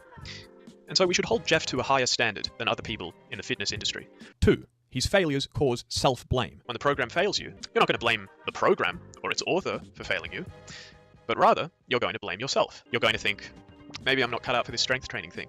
And 3, his failures damage evidence-based training. In short, the fact that it's Jeff who's written a bad program and not Joe Sixpack magnifies the damage. It'll decrease people's faith in evidence-based training. As a fledgling fitness content creator, with absolutely zero understanding of the dark magic that is turning my arguments into views, I assumed that my critique of Jeff's program would get no traction and quickly be forgotten, which it basically did. And had it not been for Jeff's recent provocations, things probably would have stayed that way. But to my amazement, within a day or two of posting my critique of his program, I got a reply from Jeff Nippard himself in the comment section.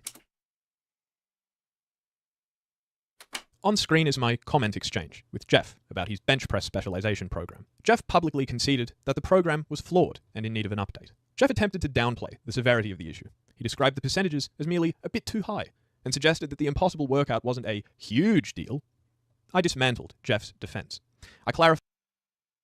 It's a little weird to me that he would recommend sets of 5 with 85%. I usually tell people to do sets of 5 with 80. That's more something you'd prescribe to a female lifter. Clarified that the problem wasn't minor, but rather a fundamentally impossible workout, 4 sets of 6 at 85% of 1 rep max, prescribed for his target audience.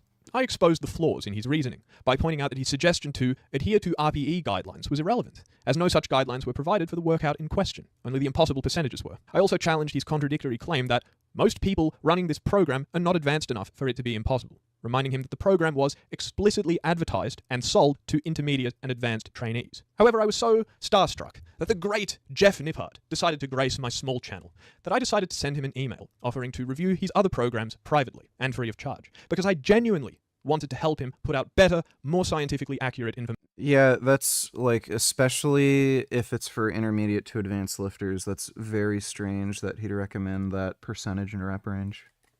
However, after a few months of waiting for a reply that never came, I decided I'd keep reviewing his bad programs publicly, since I figured if I can't help his huge audience behind the scenes, then I may as well caution it in public.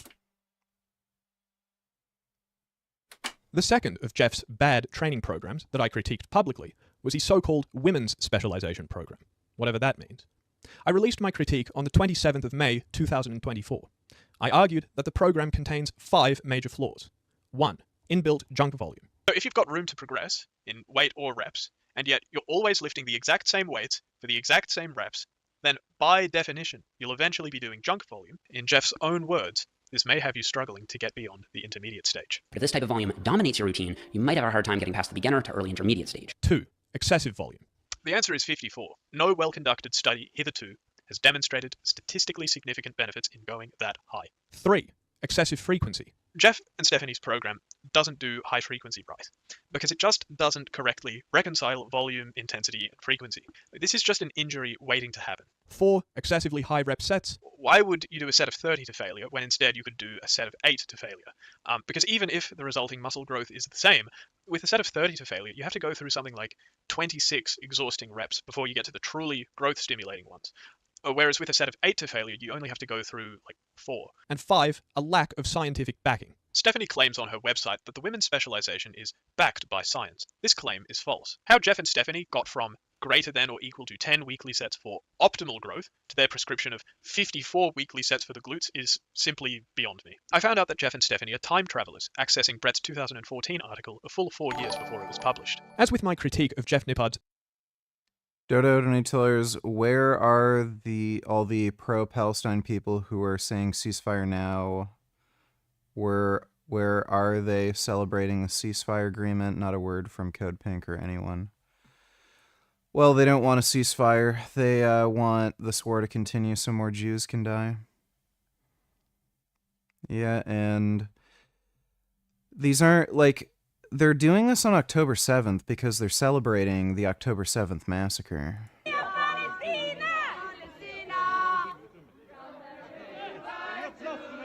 These are just horrible, stupid people. C? Question mark? Well, yeah, no shit. Like, they also have personal motivations, too, because they're making money from this. They're getting paid by foreign governments to do this bullshit. So, if Israel ever obtains peace with, Gaza and, the war ends and shit, they're not going to make any money anymore. So they're personally motivated, if not ideologically motivated, to have this conflict go on. Thanks for the donation, though, Dodo. What kind of vinegar is best for dipping the penis in? Lately the white wine vinegar burns and makes me too horny. When I get horny the peanut butter tastes like brown poop and cum. I can't come unless my butt rubs on your balls. Please help, I need you.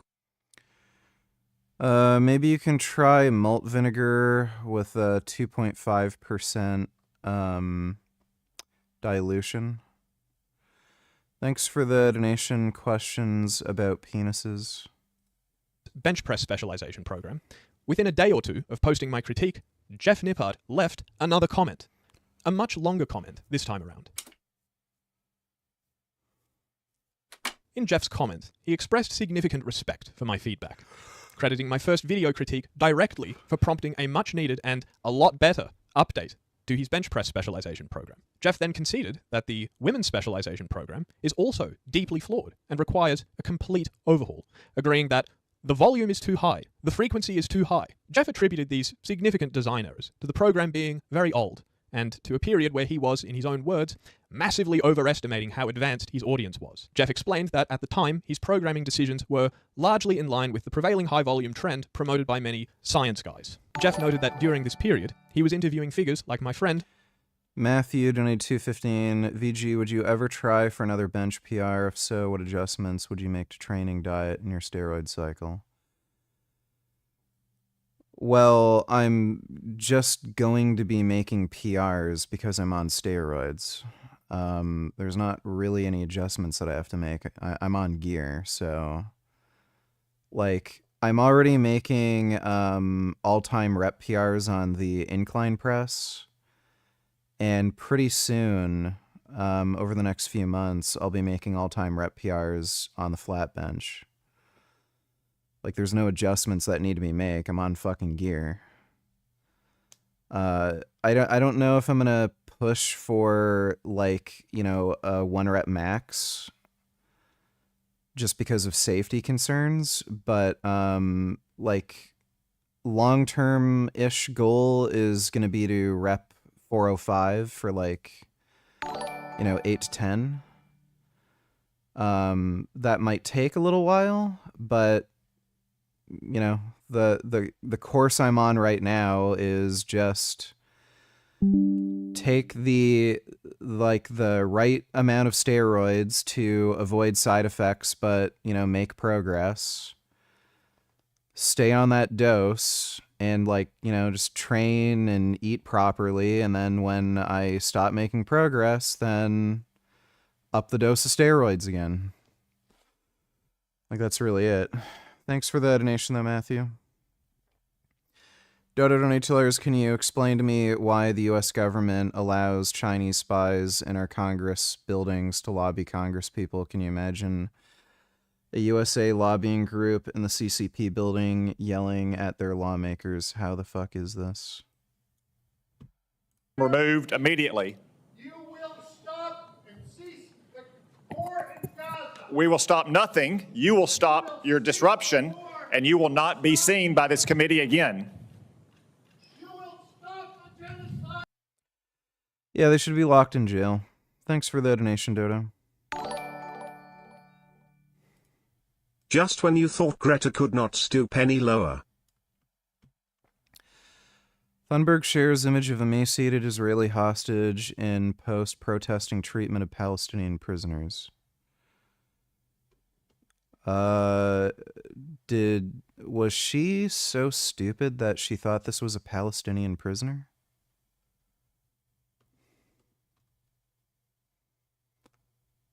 Yeah, it sounds like she's that stupid that she thought this was a Palestinian prisoner.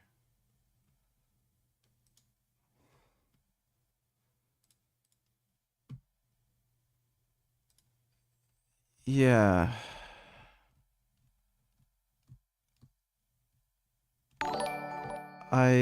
We have a society that's just full of chimps. Thanks for the donation, Dodo. Sir William Squire Von Vegan donated $2.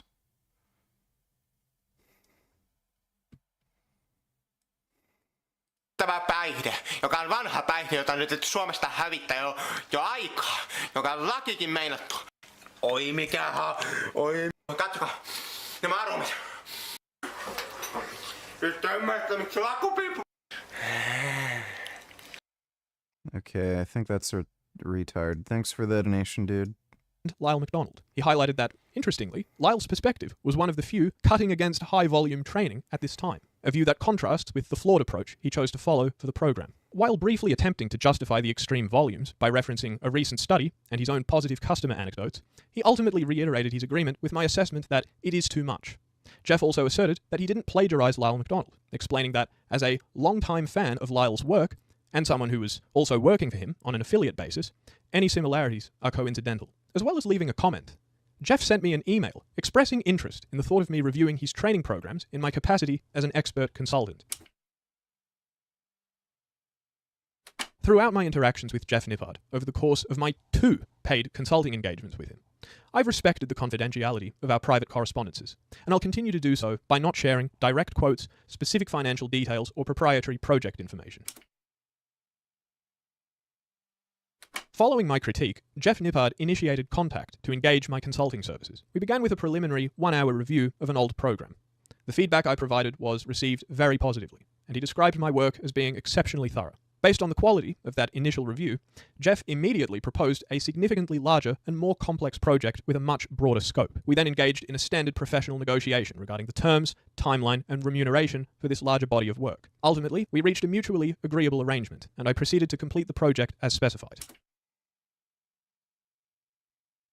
Several months later, I was approached by Jeff Nippard's team for a second, time-sensitive consulting project. I prioritized the work to meet their tight deadline and delivered my analysis promptly. Once again, the feedback on my contribution was explicitly positive and highly appreciative. In both instances, I was contracted for my expertise, delivered high-quality work on schedule, and received positive feedback from Jeff Nippard himself. Our relationship was that of a professional consultant and a satisfied client. Remember that comment Jeff left on my critique of his women's specialization program? One day I checked the comments section and noticed that it was gone. On the 9th of April 2025, shortly after noticing, I decided to initiate an email exchange with Jeff by politely inquiring about how the comment, which I characterized as thoughtful and conciliatory, had disappeared. I asked if Jeff had, by any chance, deleted it. In his response, which came a mere day later, Jeff denied removing the comment, stating, "I definitely didn't delete it." He then speculated that YouTube itself might have been responsible, suggesting that it could have been flagged or might still be visible in my channel's back-end administrative view. I promptly replied, graciously accepting Jeff's explanation at face value, with, "No worries at all, I believe you." I remarked on how strange it was that the platform would remove what had been such a nice and constructive comment. Jeff didn't reply, and so that closed the otherwise brief and positive interaction. When Jeff Nippard's thoughtful and conciliatory comment on my critique video vanished, it naturally raised some questions. How often does a perfectly constructive comment from a major creator simply disappear from YouTube? The incident prompted a more significant line of thought. Did Jeff Nippard lie? And if Jeff Nippard lied about something so minor, then what else might he have lied about? And despite these suspicions, I chose to reserve judgment at the time, and outwardly gave him the benefit of the doubt in our exchange. Still, the matter was significant. His comment was the only public paper trail connecting us in a constructive professional capacity, and its disappearance effectively erased the only visible record of that dialogue from the platform. However, I am meticulous with my records. I checked my archives and found that I had taken screenshots of his comment on the evening of the 27th of May 2024 at 10:49 p.m. To preserve this record on the platform itself, after university one day, I recorded a short, unlisted video clearly displaying his comment, pinned it to my original review of his women's specialization program, and then moved on with my life. This was, for all intents and purposes, a closed chapter. Until, that is, the strangely dramatic developments that have unfolded recently. Jeff Nippard made 2 public responses to my critique of Mike Israetel's PhD thesis, and he also reached out via email and Instagram direct messages. In this chapter, I'll provide an overview of Jeff's interventions. Jeff left 2 comments on Mike's Instagram page. The first, dated 4th of October 2025, read, "Bro was out here adding semicolons to Mike's rough draft from 13 years ago, thinking he did something." The comment was liked by Mike Israetel. Jeff then left this comment on a later post by Mike Israetel. "Solomon trying to play off his Reddit-brained, parasocial, anti-fan hit piece as a good faith attempt to help fix the way administrators archive their papers is pretty funny." Geez, knowing the relationship they had beforehand, that is a really sleazy, two-faced, passive-aggressive way to fucking, like, react to this. Jeff has since deleted both comments. Is tadalafil good pre-workout? Well, tadalafil has an extremely long half-life. You'll notice its effects for about 48 hours, so it's not really a pre-workout. If you want something for pre-workout, you'd want sildenafil. It's sildenafil, right? So the brand name's Viagra. Viagra has a very short half-life. It only lasts for a few hours. So, and it kicks in very quickly. Tadalafil, you'll notice it takes about 2 to 3 days to feel the full effect. So tadalafil will, if you take it every day, you'll probably notice, like, you know, better pumps in the gym. Personally, I only really notice it in my triceps. But a lot of people do say they notice better pumps. It does, you know, improve blood flow and it lowers blood pressure. But it doesn't really make sense to use it pre-workout because it's not really a pre-workout thing. It takes about 2 to 3 days for you to notice its full effects, and you have to keep taking it. And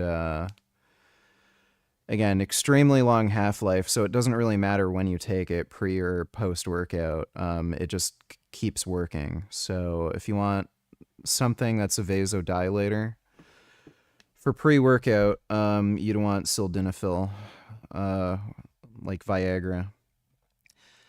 Thanks for the donation, though. Apple is fucking awful. Ouch, it won't reach my mouth. If I could do it myself, I'd probably never leave the house, but I can't, so here's where you come in, giving it different strokes just like Arnold Drummond, humming hum hum good like Campbell's, and you'll handle the sack.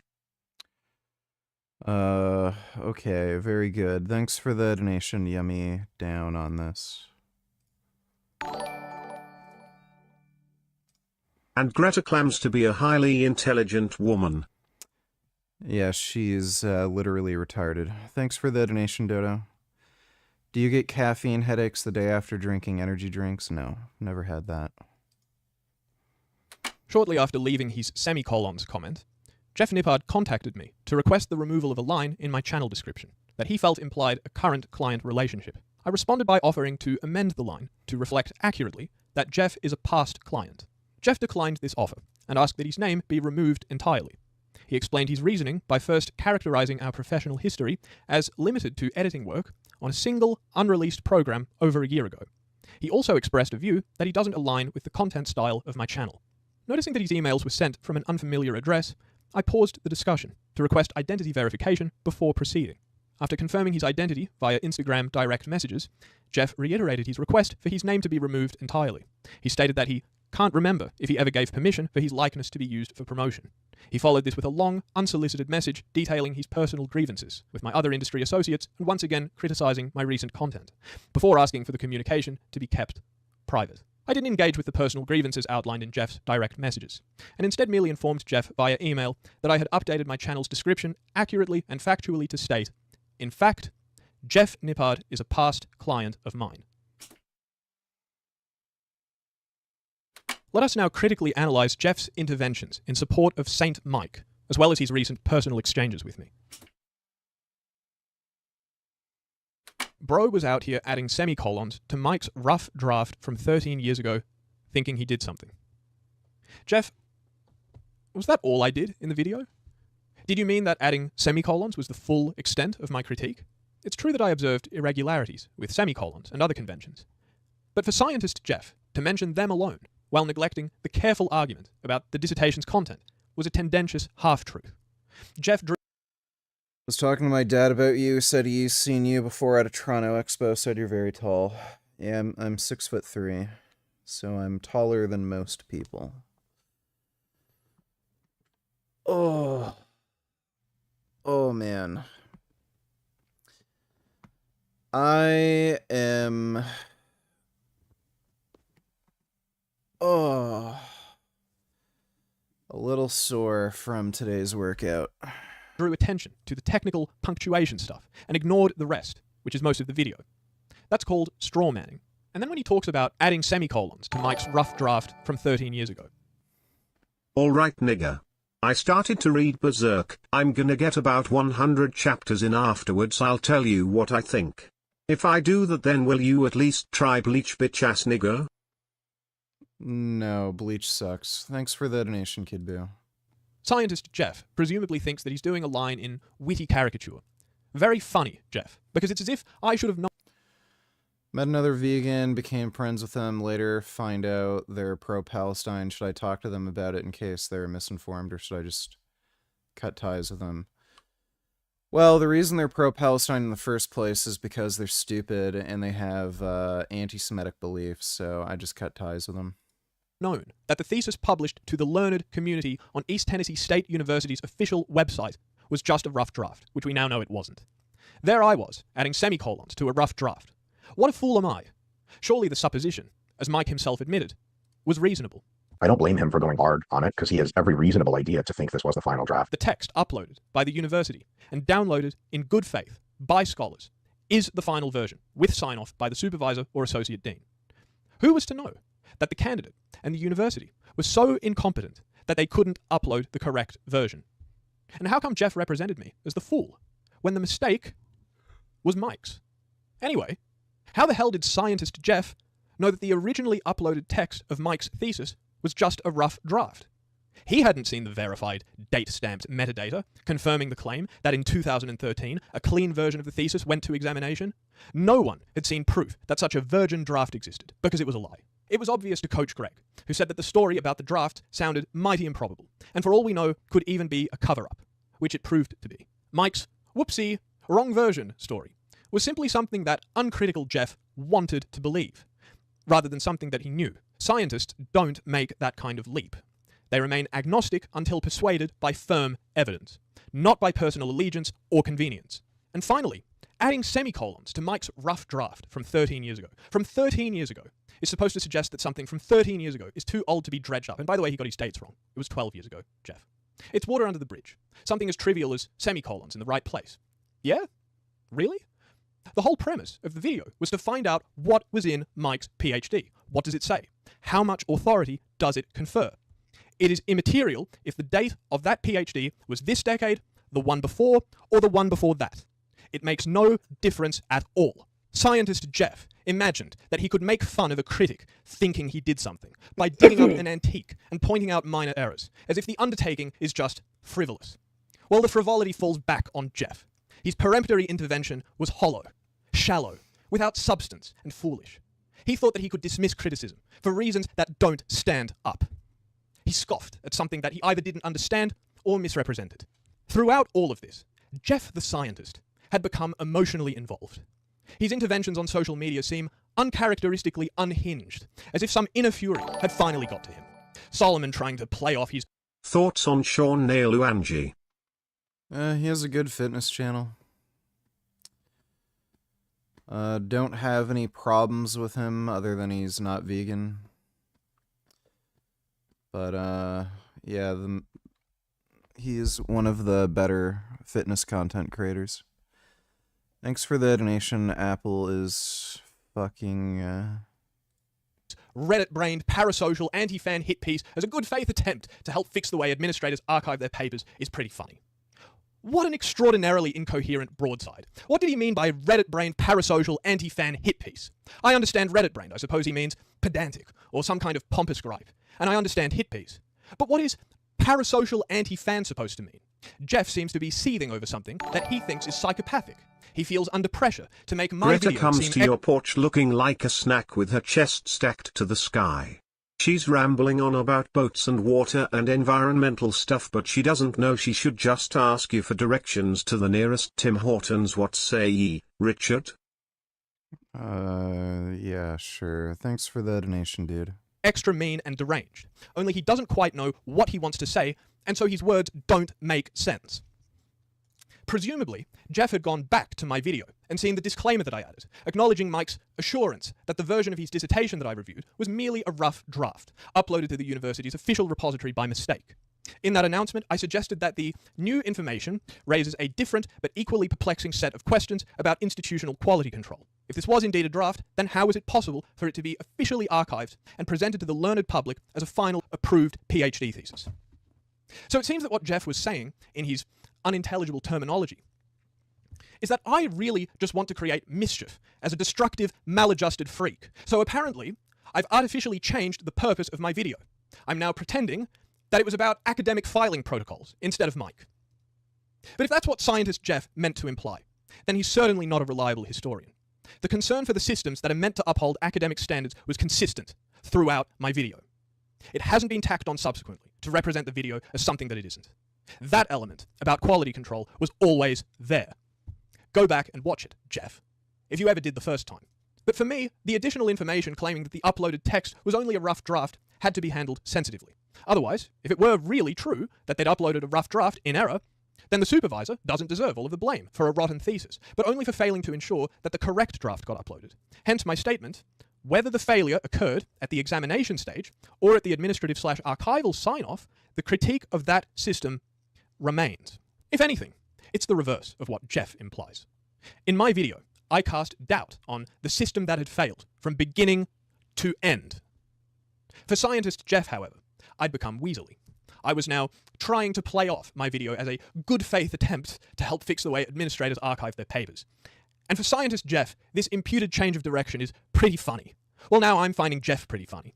What has happened to the mild man of fitness, the docile dude, championing rationality and good empirical method?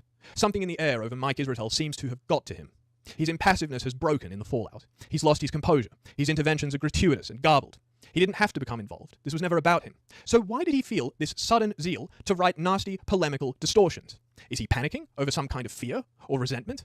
Or just missing the attention? Apparently they're business partners, so that would explain that. In our correspondence, Jeff's assertion that I reviewed only one program is a significant mischaracterization of our professional history. I was engaged on 2 separate occasions for paid consulting work. The first project involved a smaller review that was so well received that it led immediately to a much larger engagement involving the detailed analysis of multiple programs for a significant commercial publication. The second project alone was also much larger than a single program review. In both instances, the feedback on my contributions was explicitly positive, and the quality of my work is evidenced by the fact that I was hired a second time. The question I'm wondering is, did Jeff forget? Did he lie? Or is this just what he chooses to believe? And if Jeff lied, then once again I ask, what else might he lie about? Food for thought.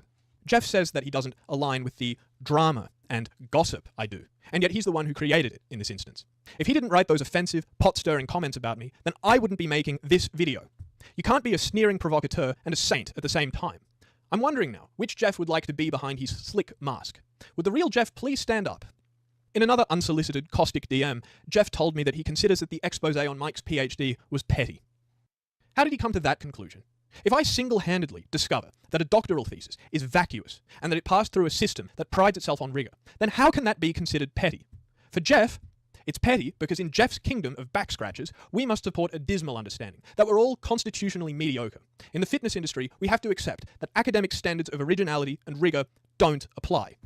And it's therefore petty to critique a heap of worthless verbiage like Mike Israetel's doctoral thesis. If a doctoral thesis was so empty in any other field, then a searching critique of it would not be called petty, but alarming. Notwithstanding Jeff's flexible standard of what is fair criticism and what's petty, he waxes sanctimonious in the very next sentence of his direct message. As far as I know, fair journalistic standards are to at least reach out to the party before publishing. First, I'm not a journalist. And second, Jeff's standard of ethics here is unreasonable. Do you think that a critic about to write a review of an essay published on the internet by an authoritative source first has to reach out to the author to ask, is that your final version or just a draft? What exorbitant labors does... What type of oil do you like using best for sautéing tofu? Avocado oil. I think that's the best one. Has a high smoking point, high polyphenol content, low in saturated fat. So, avocado oil. Thanks for the donation, though, Blackberry. Does Jeff want to commit us to every time we read something, if we have to establish that it's really the version that the author meant to put out? And then he goes on. So while the draft versus final copy error is understandable, it also could have been avoided. Well, first, how did he know that the error could have been avoided? And second, sorry, but whose error are we talking about? Mine? I didn't make an error. Mike Israetel's, East Tennessee's. Scientist Jeff had no idea, but just made the assumption that someone in the room is being malicious, and so everything from that moment on can be dismissed as petty, if not unethical as well.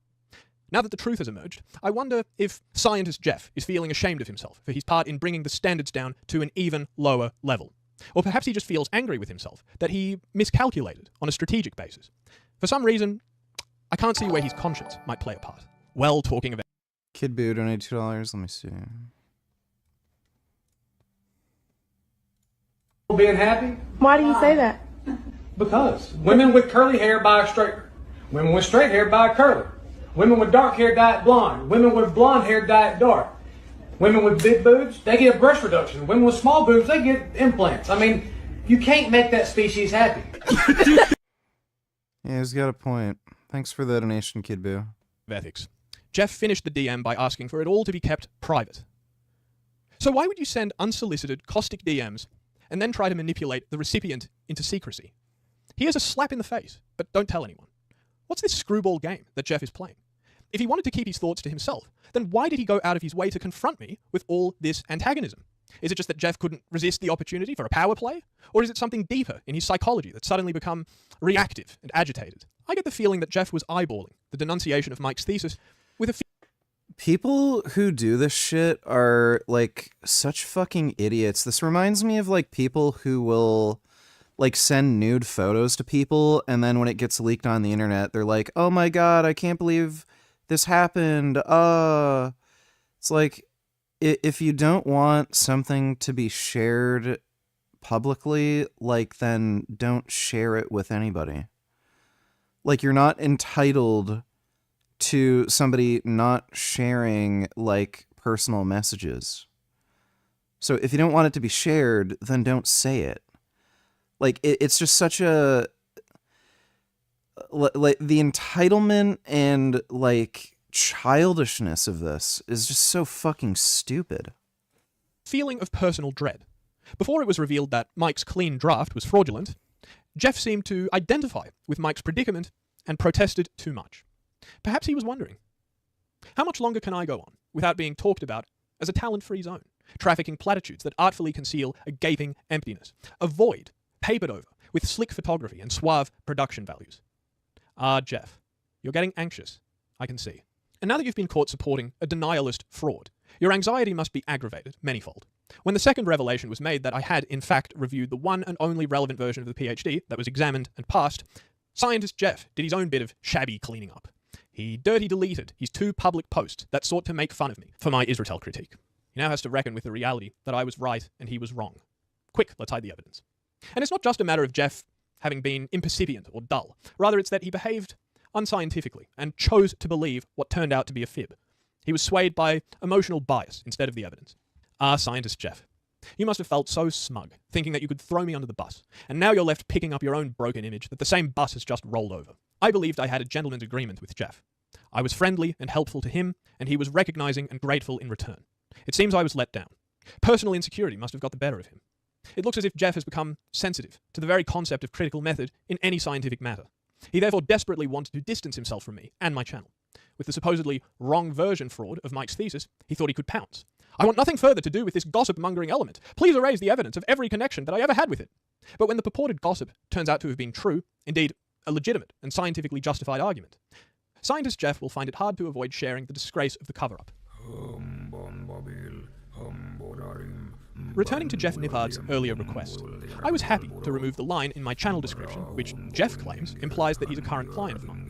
I replaced it with one that clearly states that Jeff Nippard is a past, not current client. And in case anyone is under the misapprehension that Jeff Nippard is my current and not past client, then the word should be spread to the furthest corners of the internet by my decree. At the behest of Jeff Nippard, let it be known to all, he is a client of the past, not the present. The sacred tablets have been amended. Henceforth, any who utter the contrary falsehood shall be met with swift correction. So it is decreed. We arrive at the end, yet we return to the central puzzle I posed at the beginning. Why? Why would Jeff Nippard, a former client who repeatedly praised and paid for my expertise, launch such a bizarre, unprofessional, misguided, and intellectually bankrupt attack over a critique that was never about him? The man who has meticulously crafted a brand on scientific objectivity and calm rationality has, in this affair, acted as an incurious, prejudiced troll. As we've seen, his response was not one of reasoned disagreement. It was a series of shallow, straw-manning insults on social media, a blatant mischaracterization of our constructive, professional interactions, and a string of aggressive, hypocritical private messages in which he decried the very drama he was single-handedly creating. This is not the behavior of a scientist engaging with a critique. It is the emotional reaction of an insecure insider lashing out, seemingly panicked by the prospect of genuine scrutiny and accountability entering his complacent domain. And this, ultimately, is the broader implication of the entire saga. It's an indictment of the evidence-based community, which for many is popularly spearheaded by scientist Jeff, when faced with a credible critique of an academic scandal involving one of its central figures, Dr. Mike. The response from Jeff's quarter was not soberly to embrace academic integrity, but to close ranks in denial for the sake of tribalistic solidarity. It demonstrates that for many in this space, science is little more than a brand identity, a pretentious tinny shield to hide behind, but one that's quickly discarded in favor of personal allegiances and playground insults when the flimsy foil is justly rattled. My critiques, whether of a flawed program or a questionable PhD, are born from a simple principle. The standards we claim to uphold must actually mean something. Jeff's actions suggest that for him, they don't. While I've now amended the record on my professional relationship with him, as per his petty and revealing request, the more important record, the one showing a leader whose principles collapsed in an uncritical support of a compromised scientific process, now stands corrected for all to see.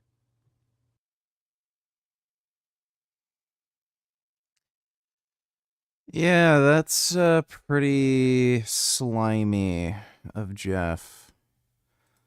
I'm honestly not terribly surprised about that behavior. He comes off as the kind of person who'd act that way.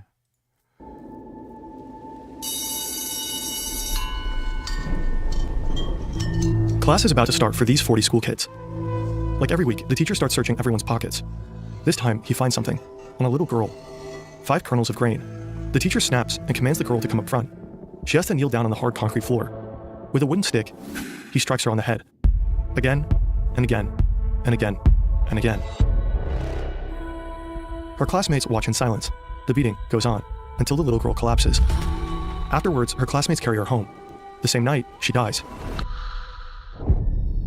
The little girl and the other 39 children are all inmates in one of North Korea's deadliest prison camps, Camp 14. Comparisons have been drawn to the Nazi death camps, to the Soviet Gulag. You know, they're accurate, and in their own way, they're different. A lawless detention facility hidden in the mountains of Kaeshan, a place where people are in prison for the crimes of their parents. Once you end up here, you will most likely die here. This is truly a space that is outside humanity, let me say that. Prisoners are forced to work under inhumane conditions. The smallest mistake can cost them their lives. Escape is almost impossible. Only a handful make it out, risking everything on deadly routes. In North Korea, there are several of these death camps, and the regime has kept them a secret for decades. But through the relentless work of human rights organizations, satellite imagery, and reports from survivors, we can have a glimpse at these facilities. Why are people being sent to Camp 14? What does daily life look like inside its walls? What horrors do the inmates face? And how do people actually get out? This is the story of the most horrific prison camp in North Korea. This story is based on Escape from Camp 14 by Blaine Harden. One former prisoner of Camp 14 later changed parts of his story. Every time you see this symbol, it marks those revisions. If you want to know more about the exact changes and the reasons behind them, we recommend reading this article. Since North Korea denies the existence of these camps, independent verification is not. Dodo Donatillers, it's too fast VG, I can't hear. Also, North Korea is basically like a Nazi concentration camp, but less genocidal. It's not too fast. It's the speed's fine. Thanks for the donation, though, Dodo. There's probably 2 main reasons why these people change their stories. One, they make money by sharing this. It's kind of like juicy news, so every time they talk to a journalist, they get paid for this stuff. So, some of it is likely made up or embellished in some way, just so that each time they talk to a journalist, you know, they have something new to share so they can make money. And 2, I'm sure they've been through, like, they have PTSD and fucked up shit, and they're not necessarily the most reliable narrators. John donated $2. Let me see. Oh. Oh. Oh, no. Oh. People who make their pets fat are fucking degenerate idiots.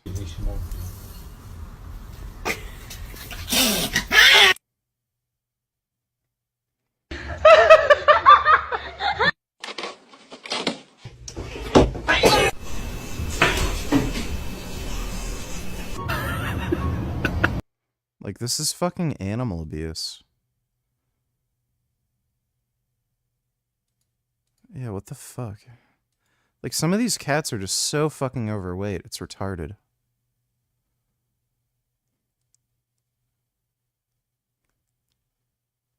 Like, and, I mean, Gummy is a fucking hungry son of a bitch. Like, he bothers me for food all the fucking time, and I don't overfeed him.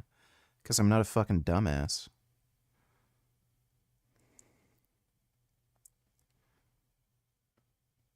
Yeah, like, that's just fucking animal abuse. These people should be fucking locked up. Thanks for the donation, John. I know this is late news, but what's your general take on how Hassan treats his dogs? What the fuck do you think, dumbass? When's Ask Yourself gonna move in at the end of this month? Not possible. Shin Dong-hyuk is just a young boy when he witnesses the little girl being punished for having food in her pocket. Shin has no doubt she deserved it. After all, she stole food. And in Camp 14, stealing means death. He doesn't question it. He knows nothing else. The camp rules are his reality. Shin was born in Camp 14, but his parents didn't fall in love. They were assigned to each other by prison guards. Intimacy between men and women is strictly forbidden. If a woman becomes pregnant without permission, both she and the baby are shot. In Camp 14, there's only one way to have a child: promotion. Those who work hard, and more importantly, snitch on others, may be granted a reward marriage. This is how Shin Dong-hyuk and his older brother Shin Hee-gyun come into the world. But they don't grow up as a real family. Their mother never talks about the past. Shin has no clue why his parents were imprisoned, and it probably wouldn't matter anyway. It's all about suspicion. You know, you don't have to be an anti-regime character. But if you're suspected of being anti-regime, of being a wrongdoer, a wrong thinker, of having engaged in wrong associations, they will send you to the camp. This is Greg Scarlatoiu. He's president and CEO of HR&K, the Washington-based Committee on Human Rights in North Korea. For years, Greg and his team have been investigating human rights abuses at these camps. Like many others, Shin will most likely stay in Camp 14 for the rest of his life, even though he never committed a crime. This is the house Shin and his mother live in. Along with his mother's promotion came slightly better housing. They share it with 3 other families and sleep on the floor. There's a single light bulb in the kitchen. Electricity works for just 2 hours a day. There's no running water, no furniture, no shower, and barely enough food to survive. The building is part of a model village, one of many. Camp 14 is estimated to cover around 153 square kilometers, almost 3 times the size of Manhattan. It is secured by a 60-kilometer fence, patrol paths, barracks, guard posts, and checkpoints. The whole area stretches from river valleys to mountain peaks. The wilderness and the Taedong River act as a natural barrier, an immense obstacle course separating the facility from the outside world. Little villages are scattered across the vast area, containing housing and working units. These are sprawling facilities. They're very large facilities. So at some of these facilities, you see farming, agriculture going on. You see some of these facilities that are adjacent to coal mines or other types of mineral exploitation.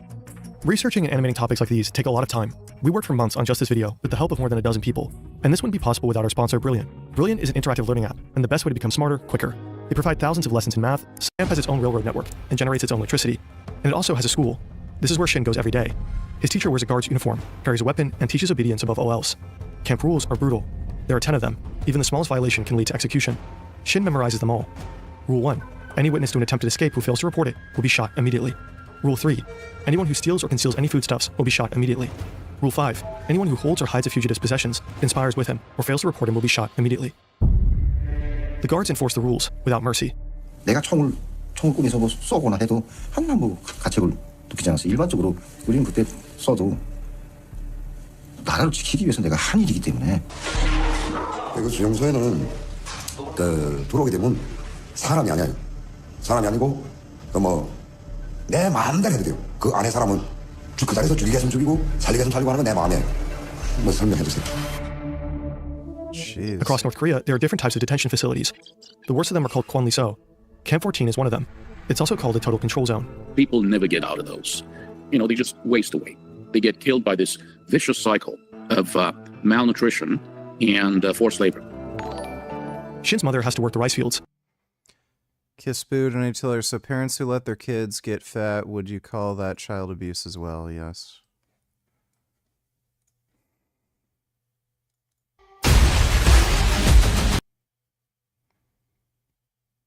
Oh, are they making season 2?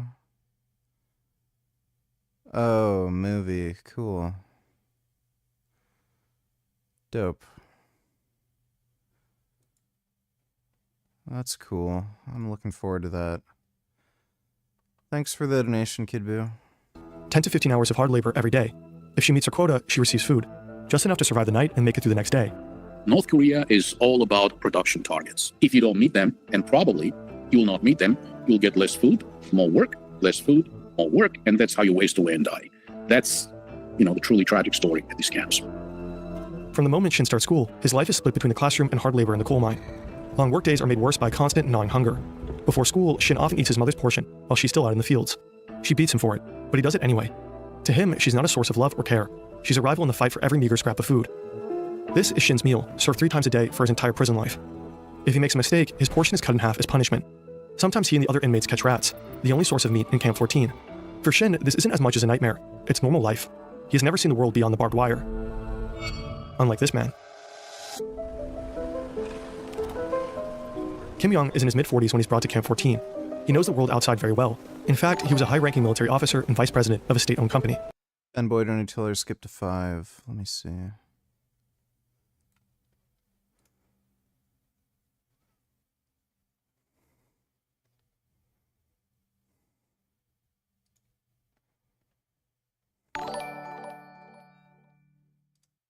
Nigga, how you like Chainsaw Man but not Demon Slayer? Demon Slayer is objectively better, you faggot bitch ass. You're a stupid child if you think Demon Slayer's better than Chainsaw Man. Thanks for the donation, stupid.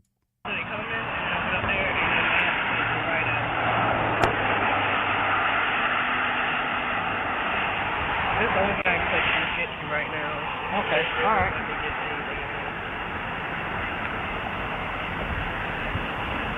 I have more, it's more updated than this, but that's the only one I can get to right now. Oh.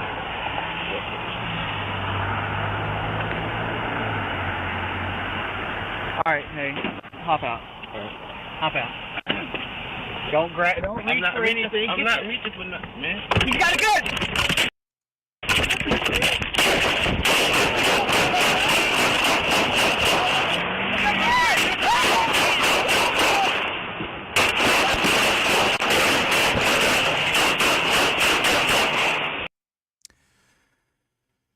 Well, that's what the police ought to be doing more often in Canada, but we like to just let criminals do whatever the fuck they want. Thanks for the donation, Ben Boy. In his former life, he enjoyed culture, a chauffeur, and all the benefits of being a government employee. Now he's also forced to work in the coal mines. Kim didn't break any laws to get here. His parents did. In North Korea, this form of collective punishment is called yunjoje, guilt by association. Up to 3 generations can be punished for crimes of family members. When Kim was a child, his father and brother were accused of spying for the United States, enough to execute them. After that, Kim was brought to an orphanage under a new name. It took more than 40 years until someone found out about his true heritage. Even Kim himself wasn't aware of the supposed crimes his family allegedly committed. That's actually really impressive that the cops didn't shoot that woman who was passenger, or, well, I guess she was driving.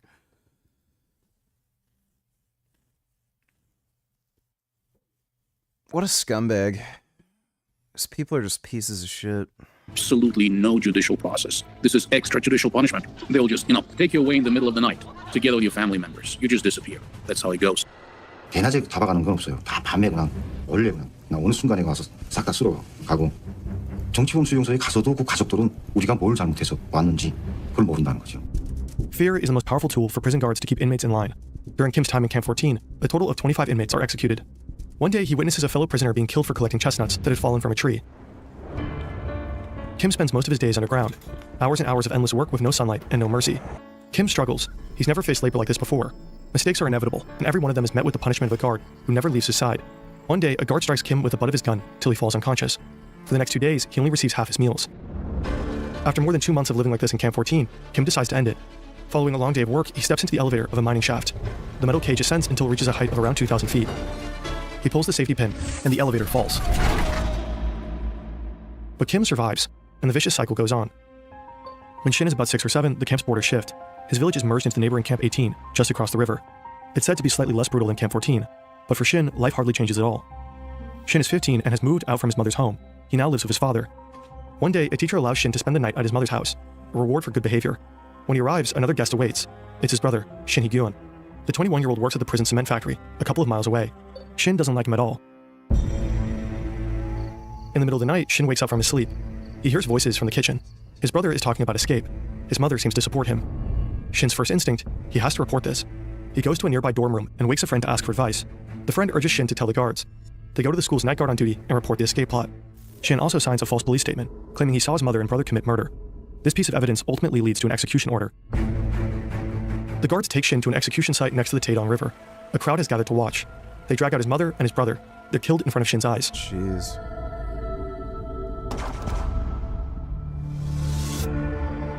In 1996, Kim Young is transferred to Camp 18. To him, this place feels like heaven. The labor conditions are slightly better, and to his surprise, he reunites with his 70-year-old mother, who is also a prisoner here. But the violence and abuse don't stop. One day, he has to witness how guards beat up his mother and force her to do manual labor. His mother is certain they will both die in the camp. Even though it means risking his life, she urges Kim to leave her behind and escape. Escaping from a North Korean death camp is almost impossible. You know, these are highly protected facilities. You're talking barbed wire, walls, armed guards, intersecting lines of fire. We're talking machine guns. Very, very difficult to escape. I mean, it's, difficult to escape a detention facility in any civilized country. Imagine North Korea. Kim Young quietly studies his surroundings. He observes, waits, and starts thinking. He lays out multiple escape plans, but none of them seem doable to him. Another hard day of work. The prisoners are loading coal onto a train. Suddenly, they spot something. Grain scattered across the bottom of a train car. It must have transported food before. The scene explodes into chaos. Prisoners drop everything, desperately looking for the tiniest speck of food. The guards start shouting, but no one listens. Kim discovers a narrow space beneath the metal panel in the floor of a coal wagon. He squeezes inside, and as the train rumbles out of Camp 18, he rides with it. Oh my God. Hours later, the train reaches Goan Station at around 4 a.m. We don't know exactly how, but Kim manages to crawl out of his hideout and disappears into the night. Kim successfully escaped Camp 18, but his path to freedom is still very long. After finding a worker's uniform, he changes clothes and starts a treacherous journey that will take him many months through China and Mongolia to South Korea, where he'll eventually seek asylum. Escaping a prison is one thing. Escaping the country is another. We made a whole video on how to escape North Korea. Link is in the description. Shin also manages to escape from Camp 18 twice, both times by crawling under a fence. Both times he's recaptured. After his second attempt, Shin is sent back to Camp 14 and is thrown into a special detention center, a place with only one purpose: torture. I still have the scars of my torture and the burns. Look at my arms. My arms aren't normal. Oh my God. They are bent and deformed. Before I was tortured, my arms were straight. When I was tortured, my arms were tied up with a rope and pulled backwards. Holy fuck. Matthew G. Ferrito, donate till skipped 2 minutes.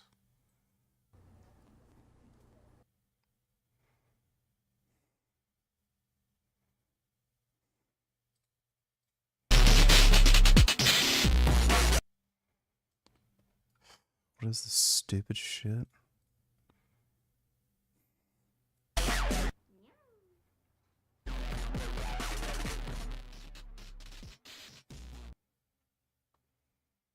Great. That made them more and more bent.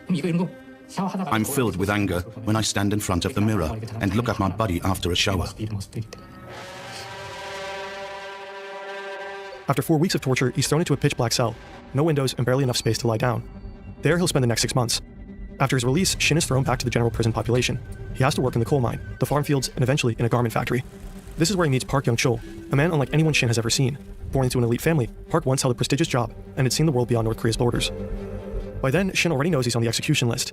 With Park at his side, he begins planning what will be Shin's third and final escape. Shin and Park are assigned to do some woodwork up in the mountains, along with some prisoners. They're chopping wood near the outer fence. The camp's fence is around 10 feet high and lined with high-voltage barbed wire. The next guard tower is a quarter of a mile away. Shin watches the patrols. There are long gaps between them where no guard is close enough to spot the two. The plan is simple. Wait until dusk so that their footprints can't easily be traced in the snow. They slip through the high-voltage wires without touching them. As the sun sets, Shin and Park move closer to the fence. They hack branches, pretending to stack wood. Nobody notices them. Park hesitates. Shin's heart races. He grabs Park's hand and they run. Shin slips. Park reaches the fence before him. He tries to squeeze his head between the two lowest wires and hits one of them. Park's body is not moving. The bottom wire bends under his weight, creating a narrow gap. Shin crawls over Park's body. He's almost past the fence when his legs slip, hitting one of the wires. The voltage tears through him. His pants char. His skin burns from ankle to knee. But somehow he makes it through. Park's body lies dead on the fence. Shin runs without looking back for 2 hours straight until he realizes that he made it. He manages to cross the river to China, and after a journey of almost 2 years, he finally reaches South Korea. These are all the prison camps that are most likely active in North Korea today. According to Greg Scarlatoiu, the camps are changing, and not for the better. Camps near the border have reportedly been moved further inland, likely to make escape even harder. And some new internal perimeters have appeared, possibly to isolate high-value prisoners. The third development, in terms of infrastructure, evolution and development, has been the creation of watchtowers and what appears to be intersecting lines of fire around the camps. They will be meant to basically exterminate those who attempt to leave those camps. For some camps, evidence is even scarcer. There's one camp that we know very little about, and that's Camp 16, 1-6. That's very close to the Punggye nuclear testing facility. And I've spoken with the South Korean nuclear scientists who said, look, we don't believe that prisoners are used in digging those tunnels for the nuclear tests, but it is very likely that they will be used and abused while cleaning up after those nuclear tests. The HRNK estimates that up to 120,000 people are currently held in North Korean prison camps. In fact, as a viewer of this video, you might know more about them than most North Koreans ever will. We have to remember that these people are being tortured and maimed today. They were tortured and maimed yesterday, and the same will happen tomorrow. So, I think it's a matter of moral, ethical, religious, and political obligation to continue to maintain our interest in these issues. This is Shin today. He gradually adjusted to a life in society and became a public speaker and advocate for human rights in North Korea. In 2015, Shin Dong-hyuk retracted parts of his story and admitted to changing certain key details in Escape from Camp 14. The book's author published a detailed statement outlining every change Shin had made. According to Shin, some memories were simply too painful and others too shameful to share truthfully at the time. This is a common reaction for victims of torture, who often cope by suppressing or distorting their accounts of what really happened. Greg Scarlatoiu and others believe Shin's changes don't alter the fundamental truth of his reports. Was Shin Dong-hyuk a political prisoner? Yes, 100%. Okay, he spent some time both at Camp 14 and Camp 18, right across the river. Did he witness the execution of his mother and brother? Yes, he did. So the fundamental elements of Shin Dong-hyuk's story did not change. Shin bears the scars, physical and psychological. They leave little doubt about the abuse and torture he endured.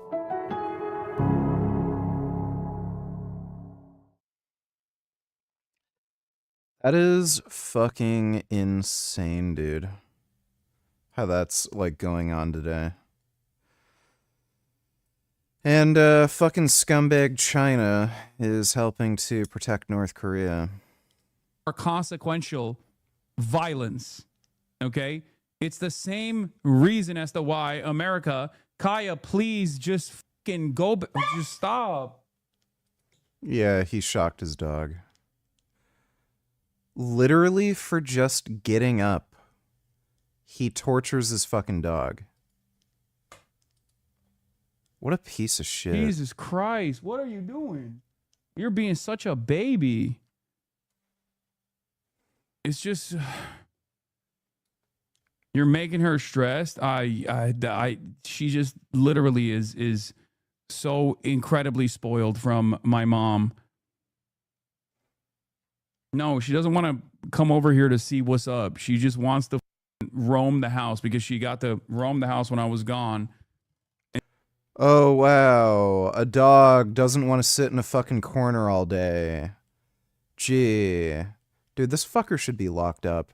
And she needs to literally have the same structured, regimented...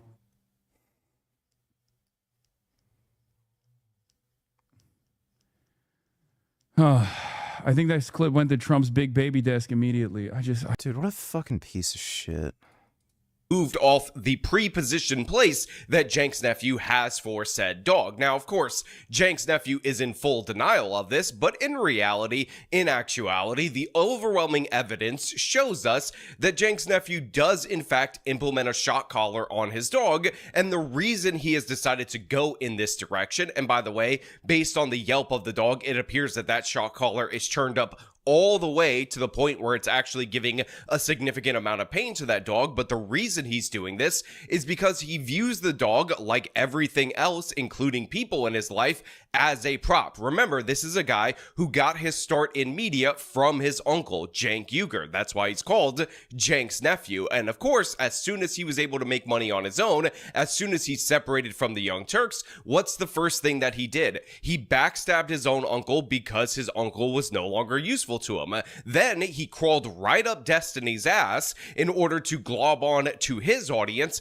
get growth from him, but as soon as he didn't need Destiny anymore, all of a sudden, Steven is public enemy number one for Jank's nephew. And this is an ongoing, repeated pattern that we've seen time and time again. So we can't be surprised that this socialist who supports violent terrorist organizations also views dogs as props in order to forward himself. Because in reality, you could see right there that small little bed for his big designer dog is perfectly positioned for his dog to be on camera. And there are instances after instances of him raging out on the dog for getting up and moving out of frame during his 8-hour streams. And this is what we're going to talk about today. Jank's nephew obviously implementing a shock dog collar on his dog. I'd say it's about 99% certainty that that's exactly what happened. And of course, the ensuing cover-up, and of course, how this reflects upon Jank's nephew as a person, because it shows us he's an absolute scumbag. But before we get into that, I want to thank you guys for removing the shock collar off of me over. Yeah, that's fucking horrific and disgusting. I really hope Hassan just goes away. He was bad enough, but now we know he's literally torturing a fucking animal on a daily basis.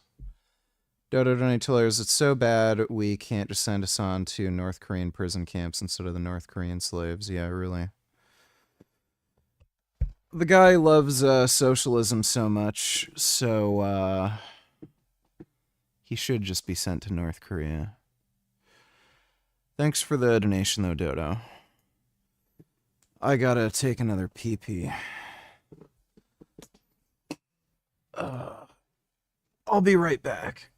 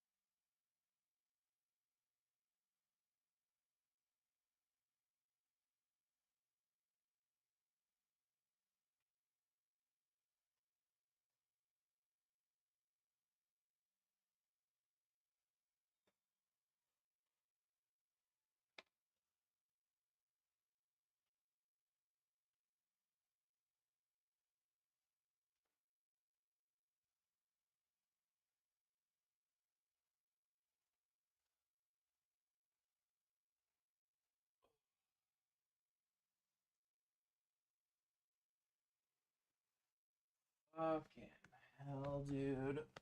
Oh.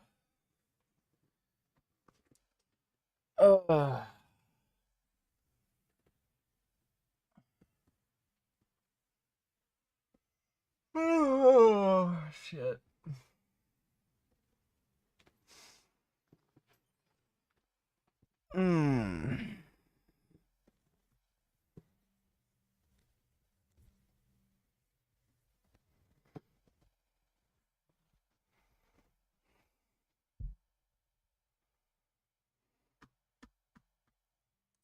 Did nothing. So we never did anything all year or since the last show.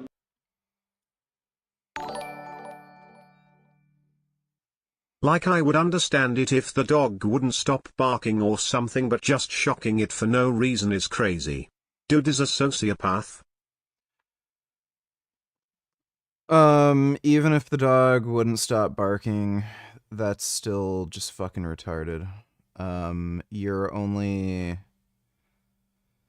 going to make the dog more prone to barking and anxiety if you use, like, literal torture methods to get it to stop. So that's not how you treat an animal. Hassan's just a fucking piece of shit. Like, one of the most rat fuck scumbag human beings on the planet. Thanks for the donation, though, Ben Boy.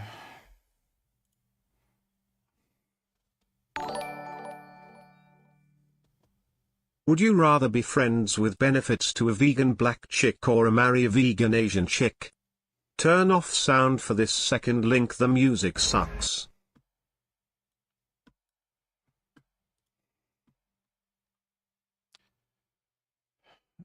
Well, I guess friends with benefits with a black vegan chick, because I'm not fucking getting married again. It's good, boys. So, I want to tell you the secret of life. The most important thing is to be fucking shredded. Fuck what everyone else is thinking. Just get fucking peak and shredded, sub 8% body fat, find a beautiful Korean wife, and then you have a happy life. But when someone offers you one donut, you say no. You want two. Say no, I don't want one. I want two.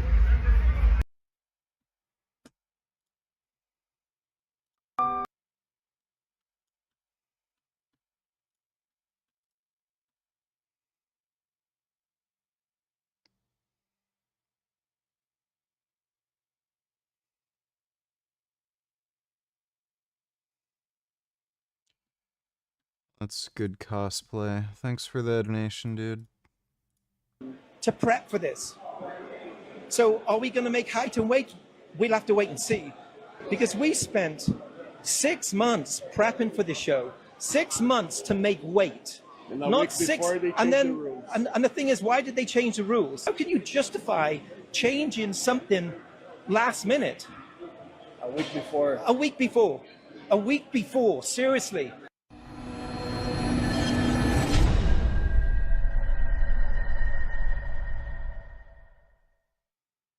All right, what's going on, you guys? Nick here with Nick Strength and Power. I've got another interesting story for you guys today. I found this to be really, really fascinating. So this was posted by a Brazilian bodybuilding media channel. Leandro Osti is the guy in the video interviewing Mike Sommerfeld's coach, Neil Yoda Hill. Now, I want you to listen to this full interview. I'm going to play it. And I want you to listen to the way that Neil sounds in this. So there's a couple of things I want you to pay attention to. Is how angry and emotional Neil sounds about the decision that the IFBB made to re-height the athletes. And then also, while you're listening to it, does it sound like he's confident that they're going to make weight at this show? Because when you watch this, this is the takeaway that I had from it. He's angry that they're making the decision to re-height the athletes because they've planned on this weight for the entire year. He's planned on being able to weigh 212. And when I was watching this, my thing is, if you're confident that Mike Sommerfeld is the height that he claims to be, why would you be worried at all about them? I hate gay people, but I think I've changed my mind about gay marriage. They should be able to marry and be accepted, because then my daughter won't procreate with a closet faggot and spread the gay gene.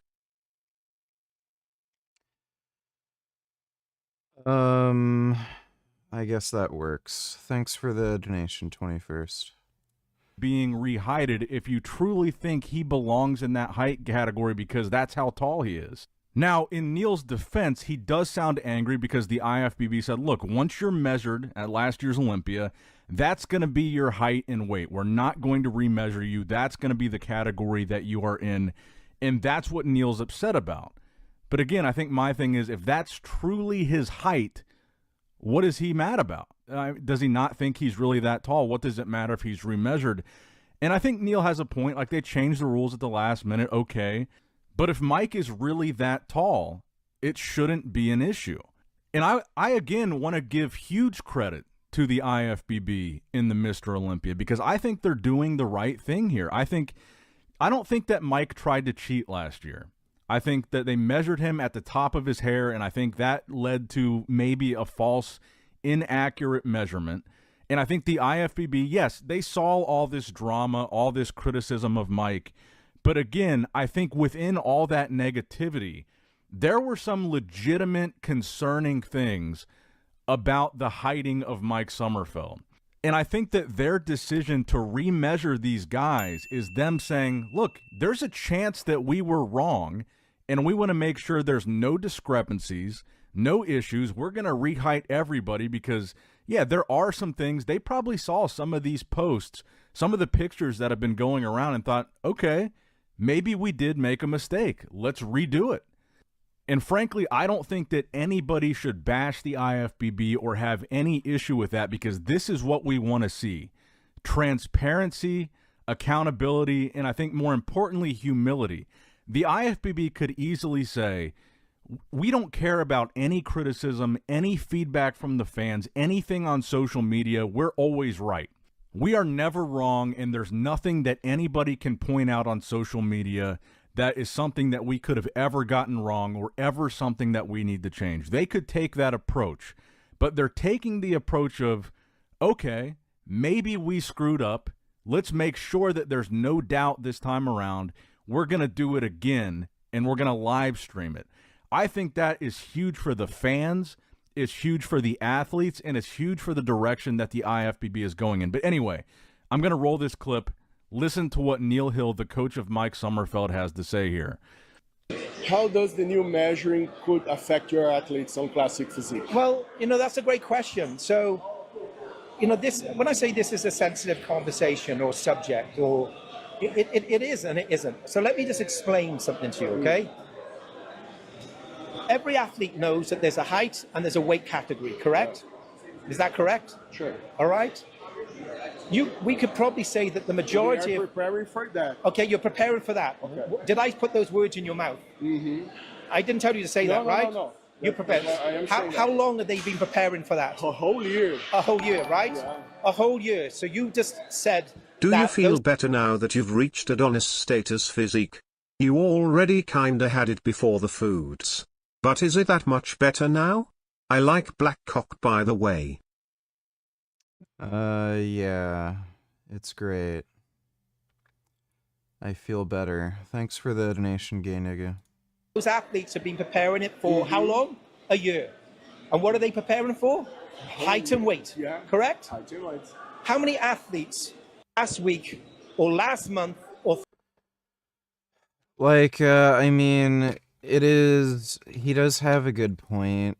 If they're going to, say, okay, prepare for the show, you're this height, you can come in at this weight, and then the last week, he is right on the razor's edge, right, when he was getting heighted in. So if it could go either way, there's obviously going to be some discrepancy when you get heighted in. Your height changes throughout the day. A lot of people don't know this, but you can easily lose up to half an inch to your height throughout the course of the day.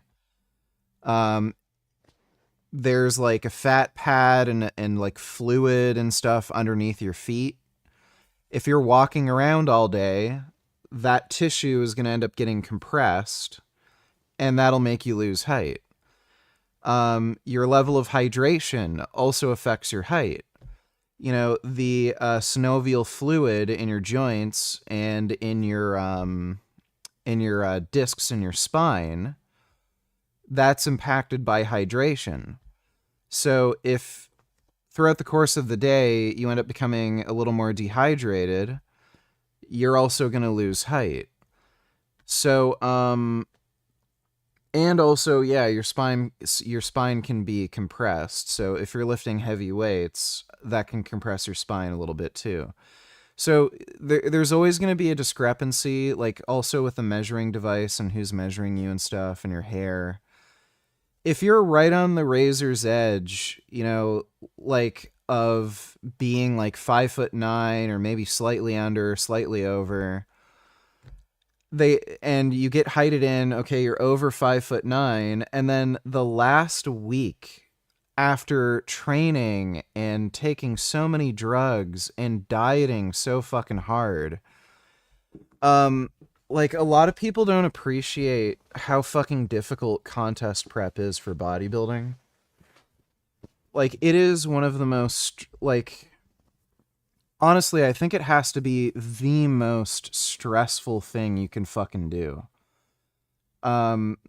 Training for any sport is really fucking hard unless it's like something fucking stupid like walk racing.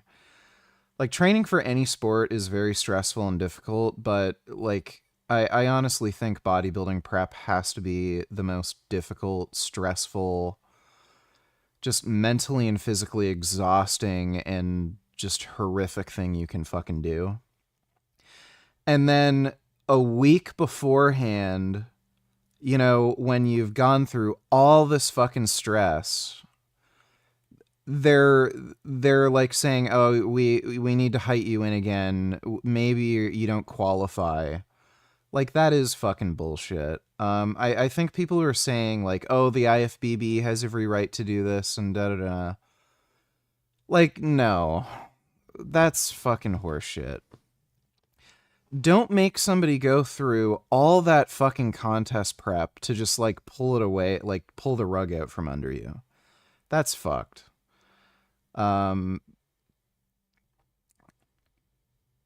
Like, the only exception I could maybe make to that is if there's like obvious evidence that somehow he cheated, you know, the height thing where he paid somebody off who was doing the height thing.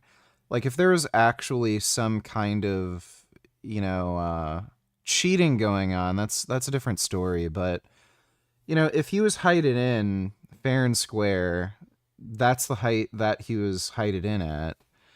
It's fucking retarded. Like, the height thing too is really fucking dumb because, again, your height can change from day to day depending on the time it's taken. And, like, especially now, a week before the fucking contest, he might be shorter because, like, again, he's taking drugs that are going to dehydrate him. He's probably on aromatase inhibitors to get his estrogen down so that he holds less water. That might shrink him a little bit. Like, it's fucking stupid. Like, it's really dumb. 3 months ago, we're over the weight limit. How many of those athletes? A lot of them. How many? 90%? 100%? 50%? Yeah. Okay? What are their focus? Their focus is to make weight over weeks and weeks and weeks and weeks and weeks and weeks and weeks. And now maybe is that correct? Everything. Okay? Yeah. If you would have asked an athlete to step on a scale a week ago, a month ago, 6 months ago, would they be the height, the weight? No. Okay? So what did we do? We spent about 2.5 to 3 months measuring and stretching out, measuring and stretching out, measuring and stretching out, measuring to make the height in the weight category. Yes? Yeah. All right? We spent months and months, not just with weight, but with height. We stepped on scales. You know what? I've been doing dead hangs, not like by gripping the bar, but I have the loops that you can have for that you put under your arms. That makes your back feel fucking incredible. Dead hangs are actually fucking awesome. That, like, it's legit. I've added that to my stretching routine. where I do dead hangs for a couple minutes, it makes your lower back feel so much fucking better. And I do a lot of exercises that have a lot of axial loading. It helps so much. And we stepped on the measuring stick last year's Olympia. Did we have any control over that? No. Are you sure? Sure. Did we have any control over that? Were we measuring? No. No. That measuring stick comes down. Yeah, we watched the Loner Box video where he showed Hassan's lying about it not being a shock collar. It's clearly a shock collar. Where did it go? On the top of the athlete's head, correct? Did we ask for that? No. No, but that's where it was, yes? Yeah. Did anybody have anyone have anything under their feet? No, I don't think so. Did anyone have anything on top of their hair? I don't think so. So my point is that we were told at last year's Olympia that once... Do you guys remember that fat whale couple where the guy used to make cutesy videos with his girl who would manipulate him into getting lots of pets? Yeah, great. Thanks for the donation, dude. you are heighted, that's your fixed height. That's okay. So we did Never nothing. changing So we anything. never did anything all year or since the last show to prep for this. So are we going to make height and weight? We'll have to wait and see. Now, do I really have an issue? No, I don't have an issue because, listen, I feel it's important that there's transparency. But you can't go and change the rules, and you can't go around changing things which was said very clearly 12 months ago. Now, it sounds like I'm on the offensive. If I'm offensive, I'm passionate. Because we spent 6 months prepping for the show, 6 months to make... Yeah, I have a stretching routine. Like, there's no point in making a video about it. It's not very interesting. I do some light stretches in the morning, where I don't try to stretch too deep. If you stretch too much, you're going to cause muscular damage, and it can actually reduce your flexibility. But I just do very light stretching in the morning to kind of loosen up. And then later in the day after training, I do some deeper stretches. They're the same set of stretches. I mostly focus on my groin because that's a problem area. But, you know, stretch my hamstrings, groin, quads, hips, glutes. And I do some, like tricep, shoulder... Congresswoman Jasmine Crockett, do you take Richard to be your wife? Do you promise to support him, be faithful?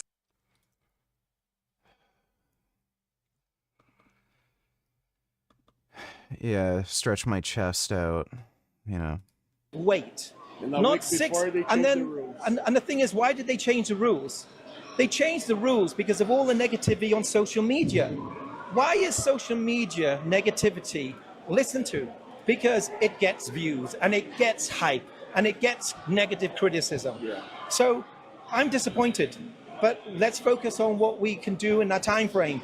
If we're able to hit the height and the weight category, then great. But I'm telling you now on camera, when we stepped on stage, and when we stepped on that weighing scales last year and the height measurements, and when I say scales, height, that would be different. When we stepped on stage, is Greg or Mike Israetel a worse person? I think they're about as bad as each other, just in different ways. At the official height and weigh-in, we were exactly where we needed to be. We had nothing under our feet. We had nothing on top of our hair. We got no way of weighing anything. All right? Nothing. But what we did... Do you have a sports hernia in your groin area? Well, it's... I don't know why they call it a sports hernia. I tore my adductor longus on my left leg. It's a complete avulsion. I talked to a surgeon. They can't operate on it. Well, technically they can, but it's like super high risk. I didn't have surgery. One surgeon I talked to said it could reattach on its own. It might have reattached. I haven't gotten any follow-up ultrasound on it. But I got an MRI scan. There was a ton of tendonitis and tendinopathy in my groin, which probably contributed to the tear. And that's one of the reasons why I went on steroids and growth hormone, which helped a lot. It's already way, way fucking better. But yeah, I have a stretching routine and everything to help it heal. Did have is we had weeks and weeks and months and months and months of affair. And now the Pro League have decided to change what they set out and what they said 12 months ago. Now, I know why they've done that, because they're obviously trying to be thoughtful, to not have criticism, which is something I have a huge amount of respect for. So I don't have a problem with that. But what we've been done, now we've indirectly been penalized, and other athletes potentially may be penalized. Maybe. And at the end of the day, we never made the criterias, we never made the statement. They made it, but listen, they made it in a positive, professional way. Sure. They didn't say it in a negative way. They've done nothing wrong. But at the end of the day, once you set a criteria and you make a statement or something, then that to me is what it's supposed to be. How can you justify changing last minute? A week before. A week before. A week before. Seriously. You'd imagine, for instance, that you had athletes, they hit the height, they hit the weight criteria, and then they say, okay, from now on, we're not going to be heighting you, we're not going to be weighting you, and then they decide 6 days before, oh, now we're actually going to weight you, and we're also going to height you, even though we told you 12 months ago that's not going to take place anymore. How many athletes will be over the weight? I got a cold like a month ago. Maybe a lot. Maybe a lot. There's a weird virus going on. It's like a really bad cold. My mom also got it. Everybody at her work also got it. So I probably got the same thing. It wasn't too bad, but yeah, my mom was sick for a while. She still is kind of getting over it. She has a weird cough that hasn't completely gone away, and I also still occasionally have some like congestion. So it's just some like nasty like cold that's been going around. Maybe a lot. So, I think it's they will be forbidden to compete, maybe? Yes, yeah. So again, listen, I'm not criticizing the IFBB Pro League, because I've had conversation with them, all right? And it was a very positive conversation, all right? But we've got 5 or 6 days to prep for this, because I don't think that announcement was made. And so, again, let me know how you guys interpret this clip in the comments below. The way I think the whole height thing is stupid. Like, unless they have suspicion that he cheated in some way, they really shouldn't be able to do this. Like, again, especially a week beforehand. If they wanted to do this, like, 3 months ago or 6 months ago or something, they should have done it then.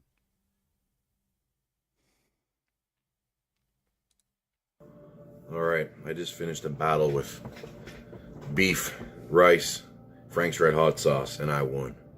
All right, that's why I'm a little sweaty. It was hot. It was spicy. But it was still no match for me. Anyway, so you know what's been in the news recently? Does your mom agree with you taking steroids? She's on steroids now. She started taking Anavar. She is a healthcare professional, right? No. She works at a hospital, but she is not a healthcare professional. But yeah, she's on steroids now. She's on Anavar. I think she's only taking 2.5 milligrams. I can't remember if she started off with 2.5 or 5 milligrams. But I know she wanted to be very conservative.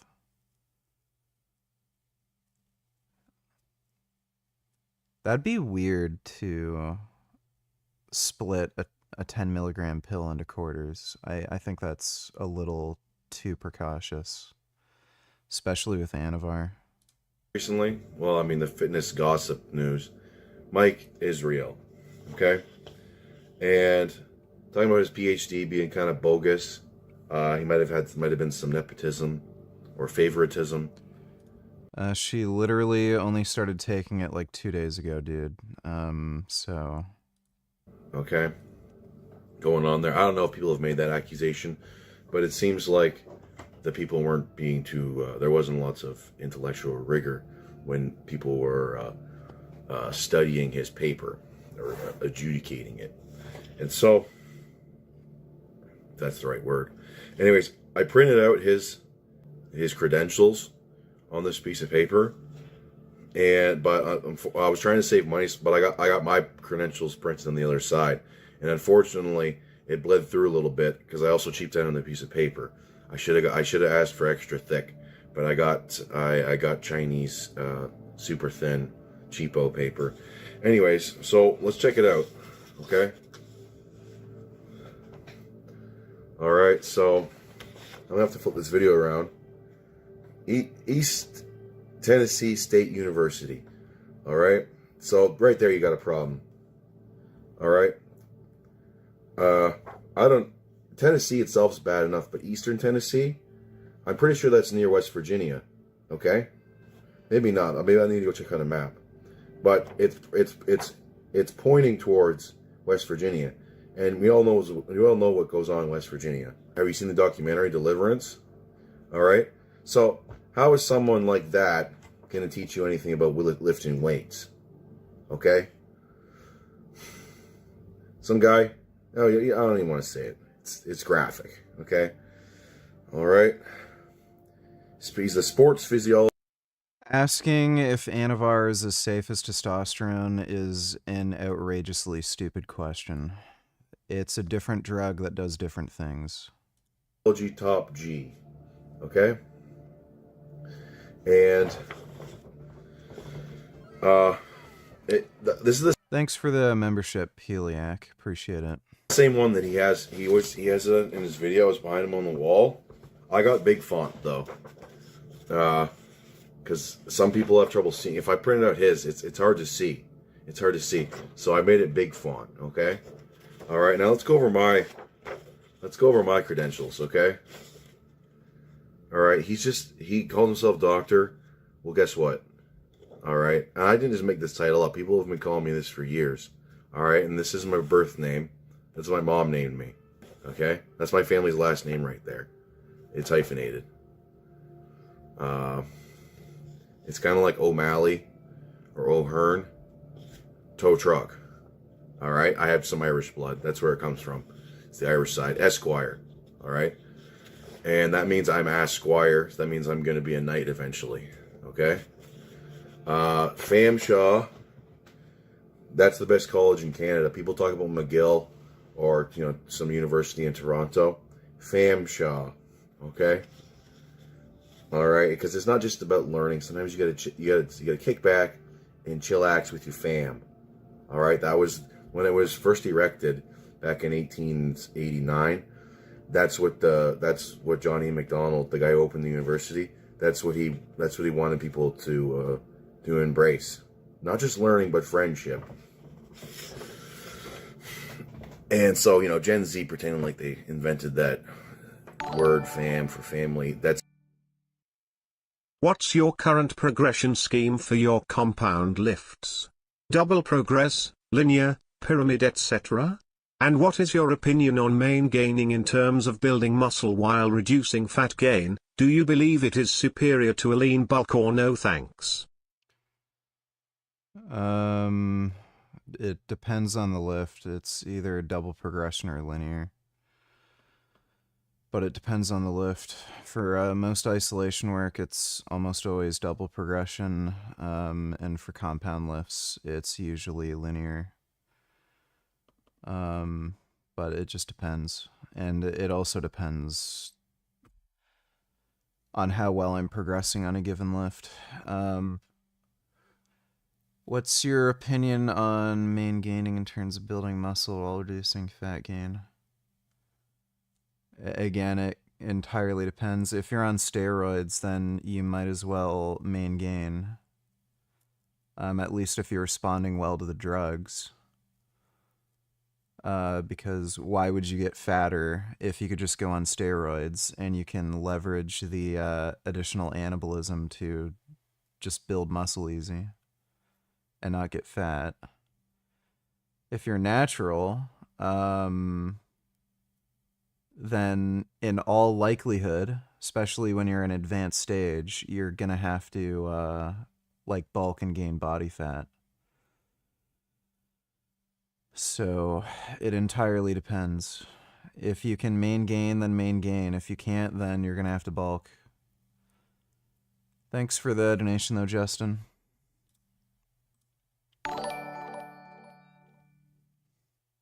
Hey Richard, how are you doing? I watched your workout stream earlier today.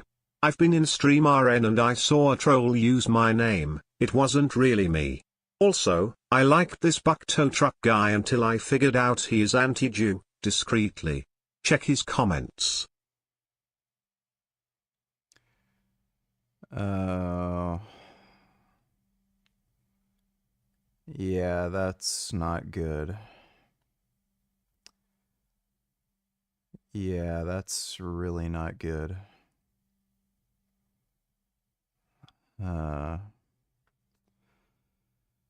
doing good, though. Thanks for the donation, CDG. I joined so I can see your training vids and copy your routine. You probably don't want to copy my routine because it's very, very high volume, and the only reason I'm able to manage that amount of training volume is because I'm on steroids right now. If you look at my videos before August 1st, that would be a little more sensible to copy because I was natural then, and I was doing less training volume. Even then, like, it's kind of stupid to just copy somebody's routine, because it may not be appropriate for you. Everybody has their own specific training needs and what kind of volumes and intensities they can handle. Are you saying that people who are skinny fat should go on steroids to build muscle and lose fat? No. It's not what I'm saying. That's so old. He leaves the comments up, and on other vids he's even liked them. And in his videos he'll put in tiny little comments about being anti-Jew that are discreet so he doesn't get banned, but it's a bivvy what he's saying. So I'd if you wanna watch him. Disappointing.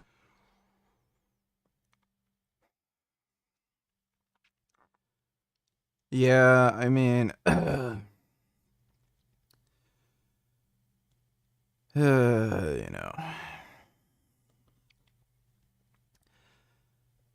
Maybe if he's exposed to enough sensible people, he'll change his mind. Thanks for the donation, CDG. Do you have any concern about steroids potentially shortening your life expectancy? You have no idea how fucking irritating that is to be asked that question about a dozen times a day. I wish I could just tell all of you to not ask me that and shut the fuck up. I know you don't mean anything by it, but it's fucking annoying. But to answer your question, I have two responses to that. There's no reason whatsoever to believe steroids shorten your life expectancy. And two, even if they did, which there's a non-zero chance, like, I could be wrong, like, maybe they could shorten your life under the right set of circumstances. We all die. What does it matter if you die today, tomorrow, 10 years, 100 years? You're dead anyway. There's no escaping that fate. There's no afterlife. There's no going to some paradise or any life. There's no afterlife where you can reminisce on anything that happened, anything you did. You don't get to keep, your memories, and all the people who ever knew you are going to die. Everything and everyone and everything you did will be forgotten like it never fucking happened, and that includes your own experiences and your own memory of things. Everything just disappears, goes away, including all the hate, happiness, love, joy, misery, sadness you've ever had. So what the fuck does it matter? I'm on steroids to get the most out of what I can out of life while I have it.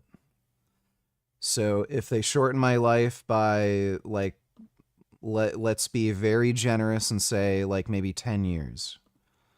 Let's say I would have lived to 85, which I think is the average life expectancy right now. And instead, I died at 75. Who fucking cares? Whoopie fucking diddly do. Makes no difference. I would have died anyway. So if I can enjoy life more while I have it, I don't really care if they shorten my life by a little bit. And I don't even believe that to be the case to begin with, but even if that were the case, there's a possibility I'm wrong. Who fucking cares? We're all dead anyway. It's so old. Plagiarism as usual. Please. And by the way, Gen Z, us millennials, we want our bad fashion and style back, okay? Get your own. All right. What does this say? Famshaw Academy of Extreme Knowledge. Yes. What other kind of knowledge? What other way to go about learning than in an extreme fashion? All right. I better remember to flip this video around. All right. Oh yeah, and I got my PhD in an exercise anthropology there. All right. And then I was How do you know for sure that there's no afterlife? For the same reason I'm sure there's no Santa Claus. It's a stupid fucking idea. This afterlife bullshit is just a cope for fucking loser bitch retards who are scared of the real world.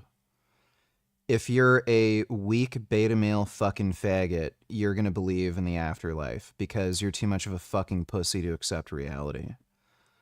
The reality is, the universe doesn't fucking care about you. There's no fucking God that's gonna put you into a happy place after you fucking die. It's all a load of fucking bullshit because you're too much of a fucking pussy to face the real world. I was labeled a conventional deadlift supremacist. Okay? And hopefully you can fucking read that. But exercise anthropology, I was the only guy in the class, unfortunately. And I was the teacher too. But when you're trying to pioneer a new field of study, that it might be a little lonesome. So, and then conventional deadlift supremacist. After years of study, okay, after days of study, maybe minutes, I realized that conventional deadlift is not only supreme, but also the only. I think Brian Johnson went off testosterone replacement therapy. He was on it for a little bit and he went off. I don't know if he went back on again. The option you have, because what are you going to do? Be gay? That includes trap bar guys. All right, so don't do that. All right, pull on the bar like a man, and if you're a girl, also pull on the bar like a man. Anyways, I hope you like my thing here. I think I might put it up beside Stone Cold. I think that'll look pretty good. I should probably photocopy Mike so I can have his there too. Just to remind me that we're at the upper echelon of, well, he claims to be. I'll have to test him in person to see if he's got the same level of knowledge that I do. But hopefully he's not telling a fib, and we can be we can. It's kind of like, it'll be like Darth Vader and Luke Skywalker. Remember, he's like, Luke, this is exactly what he said. He said, Luke, together we can rule the galaxy as father and son. And Mike, I know you're a little older than me, but I'm your spiritual father. So, what Darth Vader said, just play that back. And I'm saying that to you, okay? See you in a bit. He's back on test. Yeah, I mean,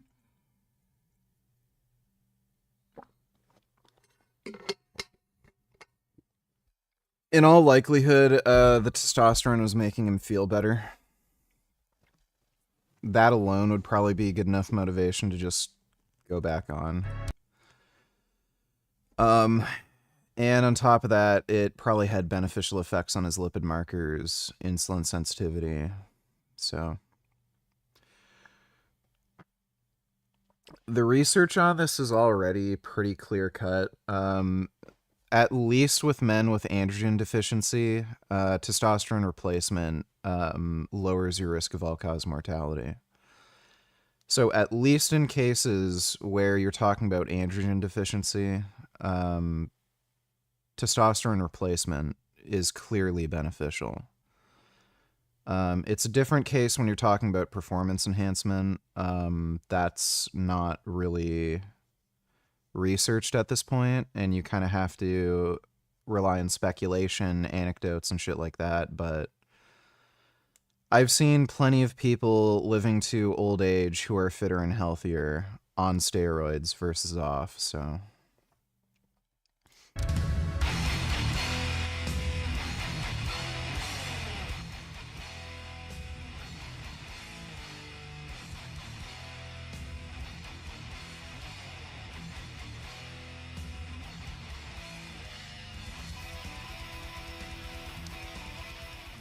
Yeah, steroids really work, dude. Random donate teller, sorry, but are you willing to dick me down? I'm really gay and I want your big black cock with the pink tip right in my ass. Puncture my intestines with your huge cock, please, Daddy Richard.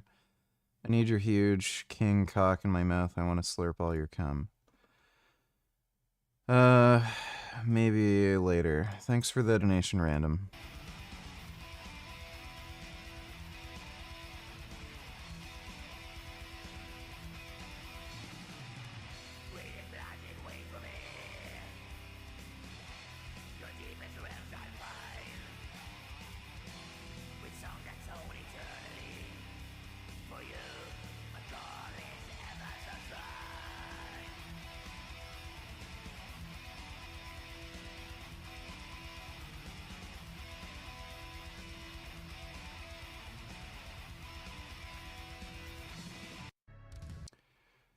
Yeah, I want to get my squad up to that level. I'm putting in the effort.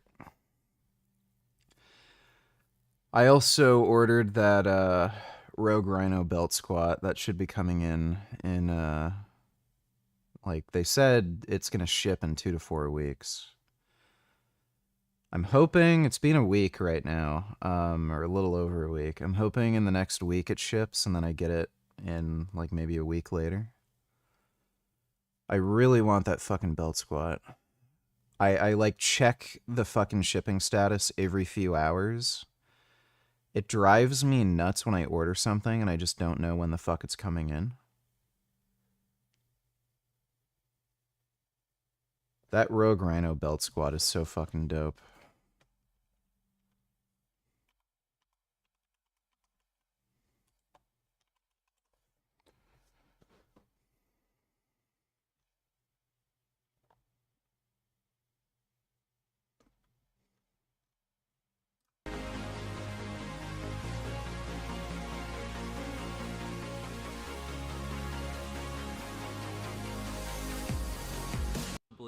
the best piece of equipment that Rogue has produced to date. I also ordered it with the low row attachment, so I'll be able to use it for low rows too, which is great. There's like it's basically a cable machine. Only the cable's like at the bottom. So there's a few exercises I'll be able to do with it. I think I can also use it for like rear delt laterals and shit. After nearly 100 equipment reviews and having the Rogue Rhino for more than a year and a half, it remains... Random donations, not later. Fuck me now, Richard. You're my big black daddy, and I need your huge cock in my butthole. Please ram your cock down my throat and make me choke and gag. Piss all over my face after you desecrate my body with your cum and sweat. I want cock. I'm a little busy right now, but thanks for the donation, Random. My favorite piece of home gym equipment. I can safely squat without axial loading and minimal shear forces. Narrow and wide squats feel equally effective. Another great feature is the machine is so overbuilt, the carriage doesn't need to be loaded equally. So 745s, for example, doesn't... Dodo donators, can we play Silent Hill F now? Can we play Silent Hill F now? Can we play Silent Hill F now? Can we play Silent Hill F now? Can we play Silent Hill F now? Can we play Silent Hill F now also?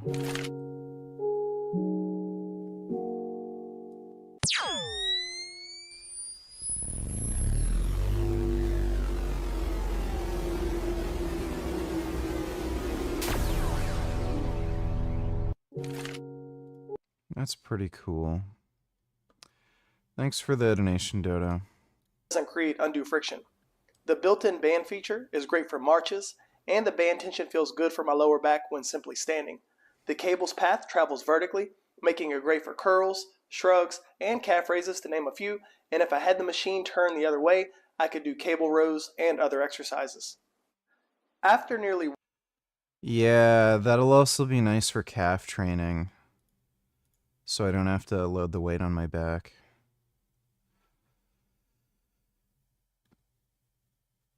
I farted. So I've used just about every piece of equipment that Rogue makes. I wouldn't say every piece of equipment because they have a large catalog, but I've used a lot of them.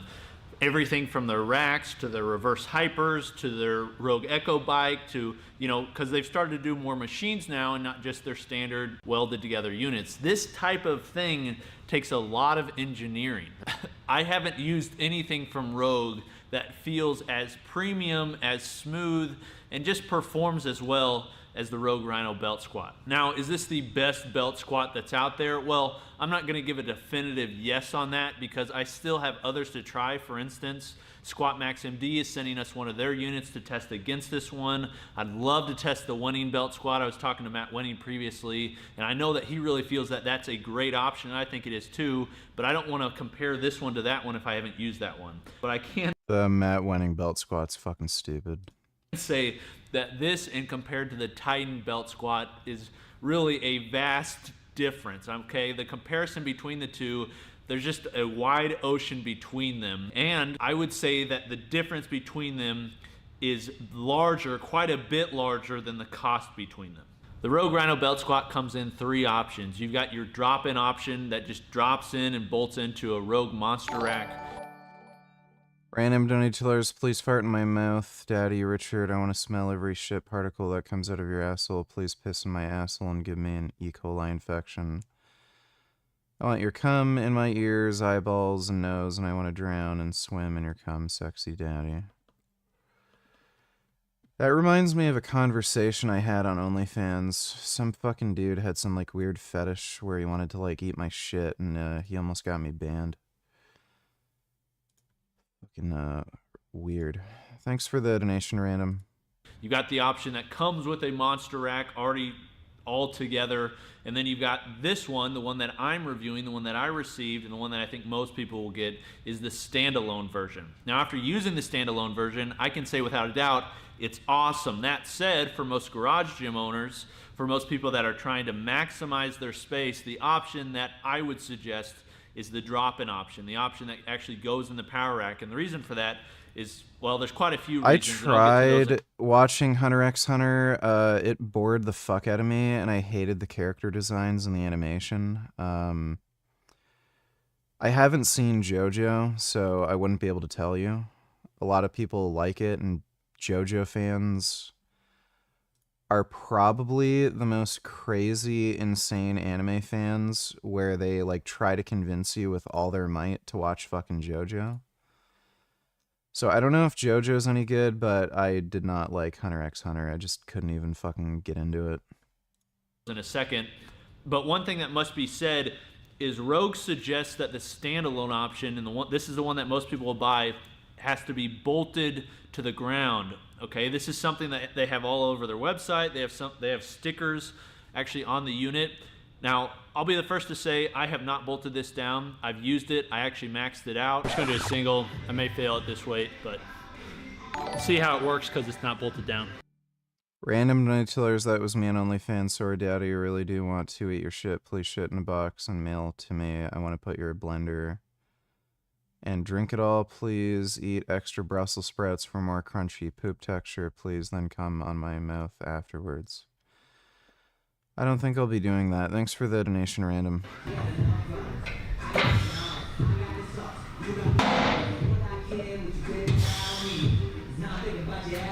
Nope. I've got a 465 squat or so, and I maxed it out on however many plates I put on there. Couldn't get it up. And I haven't had any issue with it. The only time we have issues is if you're off the platform, okay? So if you plan to use this off the platform, you're gonna wanna have it bolted down. However, if you're using it on the platform, you know, if you probably wanna stick to Rogue's warnings, but that said, in my experience, we've been able to use it without bolting it down to the platform if we're just using it on the bolting it down to the ground if we're just using it on the platform. Now, what Rogue's done is taken a similar idea as the Westside athletic training platform, the Westside ATP, developed by Louis Simmons and his team over there, and they basically made a smaller version with a different cable stack. In fact, I would say that their cable stack, the column that they're using, is superior to the one that the ATP uses. Now, I haven't used the ATP, so I can't say definitively, but I can say that this uses these rollers along the side that basically go along the column, which is a 3x6 column. In my opinion, that is likely Yeah, Inuyasha was a good anime. I really liked Inuyasha. going to last longer than something that uses guide rods. Guide rods are going to take a lot of maintenance, basically because you don't want them to get rust, and over time we've seen it with lat pull downs. They can have issues. I haven't seen any problems with this. You can load either side. You don't have to load them equally, and you can, you know, just use it just fine. It's very smooth. The cable comes under, and I was told by Rogue, platform is a 1-to-1 ratio. So whatever you put on there, it's gonna be what it would be in reality, okay? Out from the wall, actually belt squat for that matter, has a wide range of versatility. Grips really well, the texture is great, but I am a little bit worried since it's powder coated that it's gonna chip, and except for the handles and the floor. It kind of looks weird. I'd say I don't really know why they went with a roughness. Please, please, please take this idea and use it on your specialty bars. The fact that your specialty bars are powder coated, the fact that your Rogue Reverse Hyper, which I have sitting next to me right here, I'm looking at right now, and it's chipped, the weight horns on there are chipped. They're also powder coated. Just make them all stainless steel, just like you use here. It would be awesome, okay? But We have one of these at my local Anytime Fitness. I've tried it a few times, but felt weird for me as I'm a bit shorter. I've used a belt squat before. It wasn't a cable one. It was one of the like lever ones. I really liked it. Like, I don't know. If you use a new piece of equipment, it might just be a bit weird for you. But I've used a belt squat before, and I've really liked them. Random donate shit my mouth, please, Daddy Richard. I'm not watching that. Thanks for the donation, Random. But the ones on here are stainless steel. They're super engineering and putting this on the drawing board. Rogue isn't known to be the quickest to come out with their ideas. You know, the Rogue trolley system has been in the hopper since like 2012. You know, it'd be awesome if they came out with stuff quicker, but you can kind of tell they take their time because they want to get it right the first time, and they don't want to make this. I am rather excited to get this.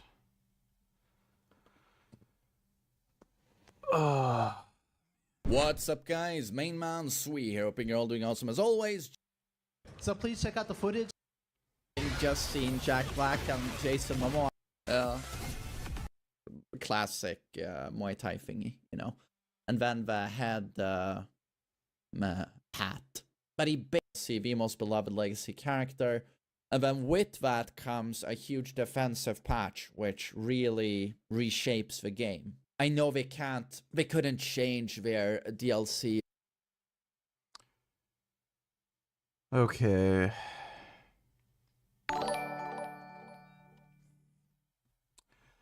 Random donators, please just watch the video. She says something at the end that I thought was interesting. It's really good. I'm not watching that. Thanks for the donation, dude.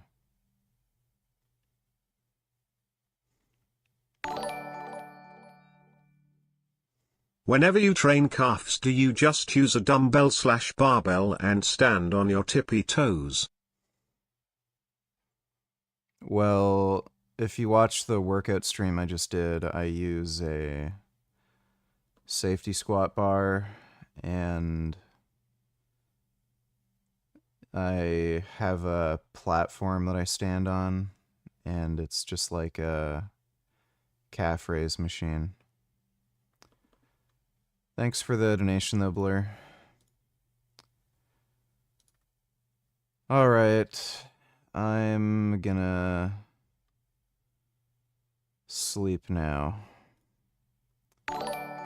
Greta Thunder Thighs when Tiller. So Greta pulls up on a scooter, not electric or push, but a elliptical style scooter ready to make the earth spin. She talks your ear off about dust storms and erosion and things only a farmer could entertain. Then she says, Farval, that means bye in Swedish. Okay, great. Thanks for the donation, dude.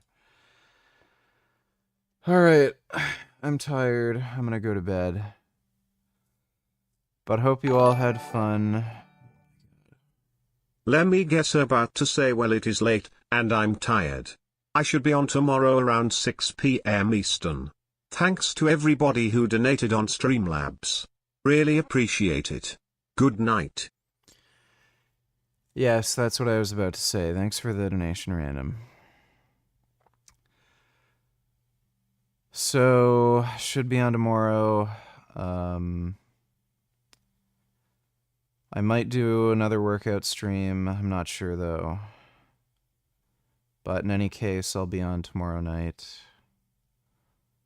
So I'll see you all then. Big thanks to everyone who donated on Streamlabs. Really appreciate it. And I'll see you all tomorrow. Nighty-night.